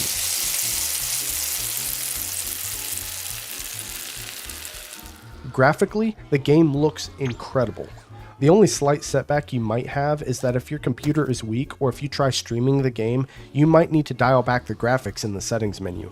The art style is great as it looks cartoonish and fun, it's just that the game doesn't have much variety in terms of assets. Once you play one round of Pizza Panic, you'll have pretty much seen everything. Like I said in my amendment earlier, you just play the game so quickly, it's hard to both appreciate the art as well as learn the map, so everything just feels too similar. The soundtrack is great as it is calm island music until you grab a delivery, then it becomes fast and upbeat in an attempt to get you energized. Unfortunately, there are only about 3 tracks the game juggles. The gameplay is solid as it feels like it took inspiration from Crazy Taxi and Mario Kart. There are 9 different game modes to pick from, 3 islands, various skills and upgrades, single player and multiplayer, and robot customization. The only issue with the gameplay is that the roads are narrow while the models and assets are large, and it is possible to upgrade your speed and handling too high to the point where you're moving too fast and the slightest course correction with your joystick will have you going every which way. The UI is decent in menu layouts, but using the joystick to navigate was frustrating, not to mention, mouse and keyboard support seemed like it was a forgotten about afterthought, which is crazy as this game is, on PC. As for the price tag, it might seem a bit high, but it really just depends on if you're into this type of game. Again, I think this is one of those games where you'll know if it's your type of game just by checking out the gameplay. And that's my review of Pizza Panic. If you got this far, consider liking and subscribing, but if not, just know that I appreciate your viewership nonetheless. I also stream on Twitch occasionally, so consider following me on that platform as well. I'll leave a link to the Steam page and my Twitch channel in the description below. Anyway, I think I'm going to cut my review here. Mahoney out. Hey guys, Sausage here. Grab yourself a nice hot cup of coffee or tea because today we're reviewing Coffee Talk. Released onto Steam on January 29th, 2020, Coffee Talk has all reviews sitting at a 95% rating. Coffee Talk is also available on PlayStation, Nintendo Switch, Xbox, and Mac. The story of Coffee Talk is that you own a coffee shop in a fantasy world where all of the different various sentient creatures have, for the most part, set aside their differences thanks to the evolution of society and technology. No more wars between orcs and elves or werewolves and vampires. As you play, you have a handful of regular guests come in and you get to learn about their lives through dialogue. Eventually, each and every character will experience some sort of climax to their story, and many of these characters have climaxes that are entwined together due to their relationships, be it romantic, platonic, or even between a parent and child. The characters are also richly developed and absolutely ooze personality, be it Gala, the werewolf who works at a hospital and is working to find a sedative to his transformations each full moon night. Or Freya, who's just an ordinary human who works as a story writer for a newspaper while also trying to write her own book on the side, using the coffee shop patrons as inspiration. Or my personal favorite, Neil, an extraterrestrial being who has come to Earth to find love. While each character was incredibly well written, there were some characters I did not like. This is not due to a lack of effort or development, but rather the characters are written to have certain quirks and personalities that made them to be disliked by some. You'll love to hate these characters, as when they walk in the door, you'll roll your eyes, but you'll be excited to see how their story develops. As for the art, it's lightly pixelated, and while that isn't anything special, it was a safe bet to go on. I did not hate the art by any means, I just feel like it could be better. How? I have no idea. But when it comes to pixelated games, they don't usually look special, they just look, pixelated. Not good, not bad, just pixelated. This is an art style where if you lean into it, you really have to lean into it, and that's exactly what the developers did. The music was great, as is all lo-fi music, and adding the rainy atmosphere the game provides just outside the coffee shop windows, it was just a perfect pairing. My only wish was that the game had just a little more oomph to it. I'm not talking fast-paced metal music or an opera singer, just a little extra something. Again, it's not bad by any means, it's just a little too mellow. The gameplay has some highs and lows. Let's start with the highs. This game is a visual novel through and through. To anyone who doesn't know what that means, think of this game more as a book than a game. You're not shooting enemies, you're not racing cars, you're not hiding from monsters who want to kill you. There are barely even any puzzles in this game, if you can even call them puzzles. At least 90% of the gameplay is just pressing a button to progress the dialogue and reading through it as it goes. This game, for all intents and purposes, is just reading. As for the part I mentioned about puzzles, each and every character has favorite drinks or new drinks they want to try, and you need to learn what these drinks are and then make them. Not only that, but some drinks even allow you to draw art on top. The art is optional, I believe, in that it doesn't really matter if you draw art or not. When it comes to making the drinks, there are a handful of different ingredients to pick from, such as coffee, tea, green tea, milk, honey, ginger, cinnamon, etc. Unfortunately, this is where the low of the gameplay comes in. Let me preface this with a question. If you go to a coffee shop and you ask for coffee with cream and sugar, are you going to be upset if they put the sugar before the cream rather than the cream before the sugar? My point is, there were some drinks I would make where I would put the ginger before the mint or the honey before the cinnamon, and then the customer would tell me the drink was close to what they ordered, but not quite right. Now, if the game was developed where you could add whipped cream and then cinnamon sprinkled on top, I would completely understand how the order is supposed to be made. However, this game does not have that. You pick 3 ingredients, be it coffee, coffee, and coffee, or milk, honey, and ginger, but if you mix the second 2 ingredients, they will not match. To be completely clear, milk, honey, and ginger is not the same as milk, ginger, and honey. I cannot tell you how annoying it was to make a drink confident that I made it correctly, just for the customer to tell me it was wrong because I switched 2 ingredients around. For a game that is as cozy as this is, and for a game that has such beautifully written characters as these, this blemish in the gameplay was one that I could not ignore, as it did not happen once, but multiple times throughout my playthrough. As for the price, this game is currently sitting at $13 on Steam. This game took me about 4 hours to complete. I have read there is some replayability to this game, and I'm sure there is, as I only unlocked 14 of the 24 achievements, but I was also told this replayability doesn't vary the story enough to really warrant it. If you play the game and want to replay it, then by all means, who is some guy on YouTube named Sausage to stop you? But if you're in my shoes, where you think the lack of variety in the second playthrough won't be worth it, then you've just spent $13 on a 4-hour game. Maybe this is one of those games I'll come back to once a year once winter hits, where I can just kick my feet up, relax, listen to some lo-fi music, and find comfort in the familiar, but as it sits right now, I only got 4 hours of gameplay for a $13 game. With all of that said, I give Coffee Talk a rating of 8 sausages out of 10.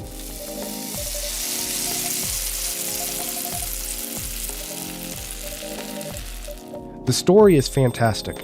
I love the fantasy setting of the characters and how the lore of these characters play with not only one another but also the world as a whole. The characters feel perfect. While there were some characters I did not like, I think they may have been written to be unlikable, because even when they came into the shop, I rolled my eyes with anticipation to see what they had to say. The art is decent, it's pixelated, which is nothing more than a safe bet.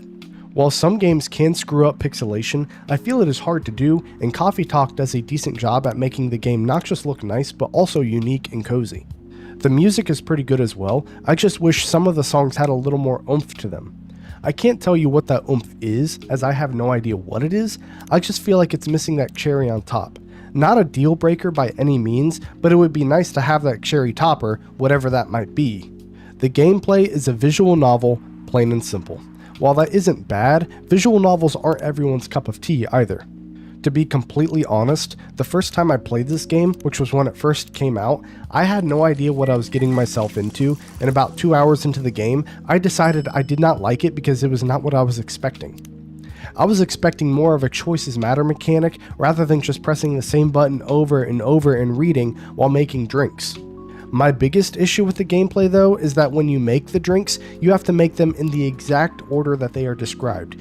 You cannot switch around the ingredients, which in my opinion is a terrible design because there is no difference between cinnamon and honey and cinnamon. As for the price, it may be steep for some, especially if you have no intentions of replaying it.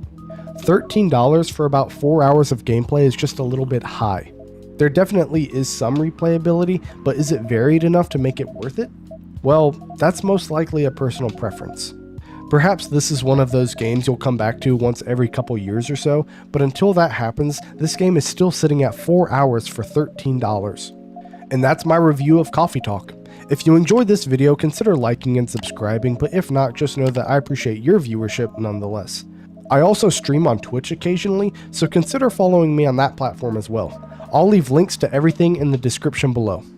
Anyway, I think I'm going to cut my video here. Mahoney out. Hey guys, Santa Sausage here. Released onto Steam on February 16th, 2024, Christmas Journey to Santa is a platforming game where you play as a snowman and your objective is to collect coins and dodge hazards as you make your way to the chest at the end of each level. Before we start this review, I want to preface this by saying I received this product for free. To be clear, I did not purchase this game. The developer sent me a free Steam key. With that out of the way, let's start the review. First, let's talk about the art. The art is nice, it's cozy, and it has that comforting Christmas vibe to it. Unfortunately, what you see is what you get. The entire game is just the same assets copy and pasted with little to no variety. There might be different car models, but they're half buried in snow anyway, so it doesn't even matter. My biggest issue with the art is the backdrop. I understand why the developer made the background move because they are trying to give the feeling of progression while you play, but the mountains are scrolling by too fast. There are 3 layers to this game: the foreground, the second middle layer, and the third and final layer of the mountains in the background. What the developer should have done was have the foreground scroll by at its current speed, the middle layer scroll by a little slower, and the third background layer scroll by the slowest. Not only was it bothersome to see the background scrolling by so fast, but it made the game more difficult to play than it should have been. To time my jumps, occasionally the background would fool me into thinking I'm jumping too far, when in reality I would undershoot my jump and either fall off a platform or get hit by an enemy. Moving on to the gameplay, again, what you see is what you get. It's nothing but platforming, collecting coins, and avoiding a handful of different enemies and obstacles such as a bell, a cannon, a hedgehog, etc. Not to mention, there are only 8 levels, and these levels are long. However, to add insult to injury, there are no checkpoints. No checkpoints and no tutorial.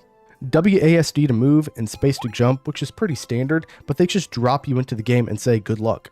As for the length of the first level though, it took me more than 25 minutes to complete, with my final run completing the level taking 9 whole minutes. The reason it took me so long to complete the first level is because if you make even one mistake, you are sent back to the very beginning of the level. No checkpoints. As for the coins mentioned earlier, these have absolutely zero value aside from giving you a star rating at the end of each level that goes from 1 to 3 stars, but these coins also apply to achievements you can get, which are just collecting 100% of the coins on the level. The coins do not offer any extra lives or provide any monetary value. These coins are only implemented so that you can get star ratings and achievements. The soundtrack is also pretty bare bones. While I'm sure it is something free they found online or perhaps even made themselves, that doesn't change what it is. It's winter or Christmas themed, sure, but it's bare bones. It's a little flat, it's a little dull, and it's a little boring. It was nice for the first 5 minutes or so, then it just loops and it doesn't get any better. As for the price, it's sitting at an incredibly steep $10 US. Now you might be asking yourself, $10? That's steep? Why is that steep? Well, I have 40 minutes into the game and I did not even beat level 2. Skill issue? Perhaps. But when it takes over 9 minutes just to beat the first level and the levels don't even have a checkpoint, so a single mistake can cost you the entire run, yeah, it makes sense as to why I have 40 minutes into a Christmas themed platformer that I couldn't even beat the second level of. Now, let's round that up to an even 10 minutes. Let's say it took you 10 minutes to beat all 8 levels and you completed all 8 levels flawlessly without dying. That's still 80 minutes for a game that costs $10. With all of that said, I give Christmas Journey to Santa a rating of 3.5 sausages out of 10.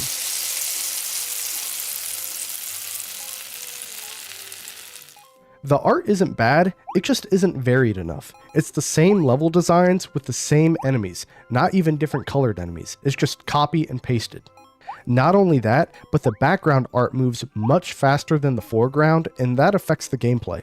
The gameplay is also pretty bare bones, as there are less than 10 enemy types and obstacles, coins you can collect that ultimately have little to no value, and the levels are over 9 minutes long with 0 checkpoints, so a single mistake can ruin an entire run. The soundtrack is definitely winter-esque, but that's really about it. Not to mention, it gets boring and stale after just a few loops. It's the same song over and over, and I quickly grew tired of it. As for the price, it's $10 for a game I spent 40 minutes on and I couldn't even beat the second level. Based entirely on the current state of the game, this game earns its 3.5 sausage rating, however I firmly believe there is room for improvement. First off, fix the background scrolling by so fast. While it's an art issue, it affects the gameplay as well. Also, add more art. Add more backdrops and designs, add more enemy variety. As for the levels, I can only assume they have the same exact art assets for each level based not just on my own 40-minute experience, but also the screenshots from the Steam page. As for the gameplay, the first and most important improvement that could be made is adding checkpoints. 9 minutes without a single mistake just to clear the first level is insane. Lastly, coins and achievements. Right now the coins serve absolutely zero purpose aside from a star rating at the end of the level and achievements. Have the coins mean something, such as an extra life. The soundtrack could also be better. While I don't know where to look, the music is out there, the developer just has to find it. Either add more tracks or add something that isn't as boring and monotonous. As for the price, it's just sitting too high for what it is. Dropping the game down to $8 would be a decent start, though honestly, $5 or even $2 would be much better. If these changes could be implemented, it would make the game both more enjoyable to play as well as potentially beatable, and if that's the case, I could easily see this game going from a rating of 3.5 sausages to potentially 8, but that would mean a complete overhaul of pretty much the entire game. Unfortunately, this game is currently sitting at 3.5 sausages and will remain there for the foreseeable future. And that's my review of Christmas Journey to Santa. If you enjoyed this video, consider liking and subscribing, but if not, just know that I appreciate your viewership nonetheless. I also stream on Twitch occasionally, so consider following me on that platform as well. I'll leave links for everything in the description below. Anyway, I think I'm going to cut my review here. Mahoney out.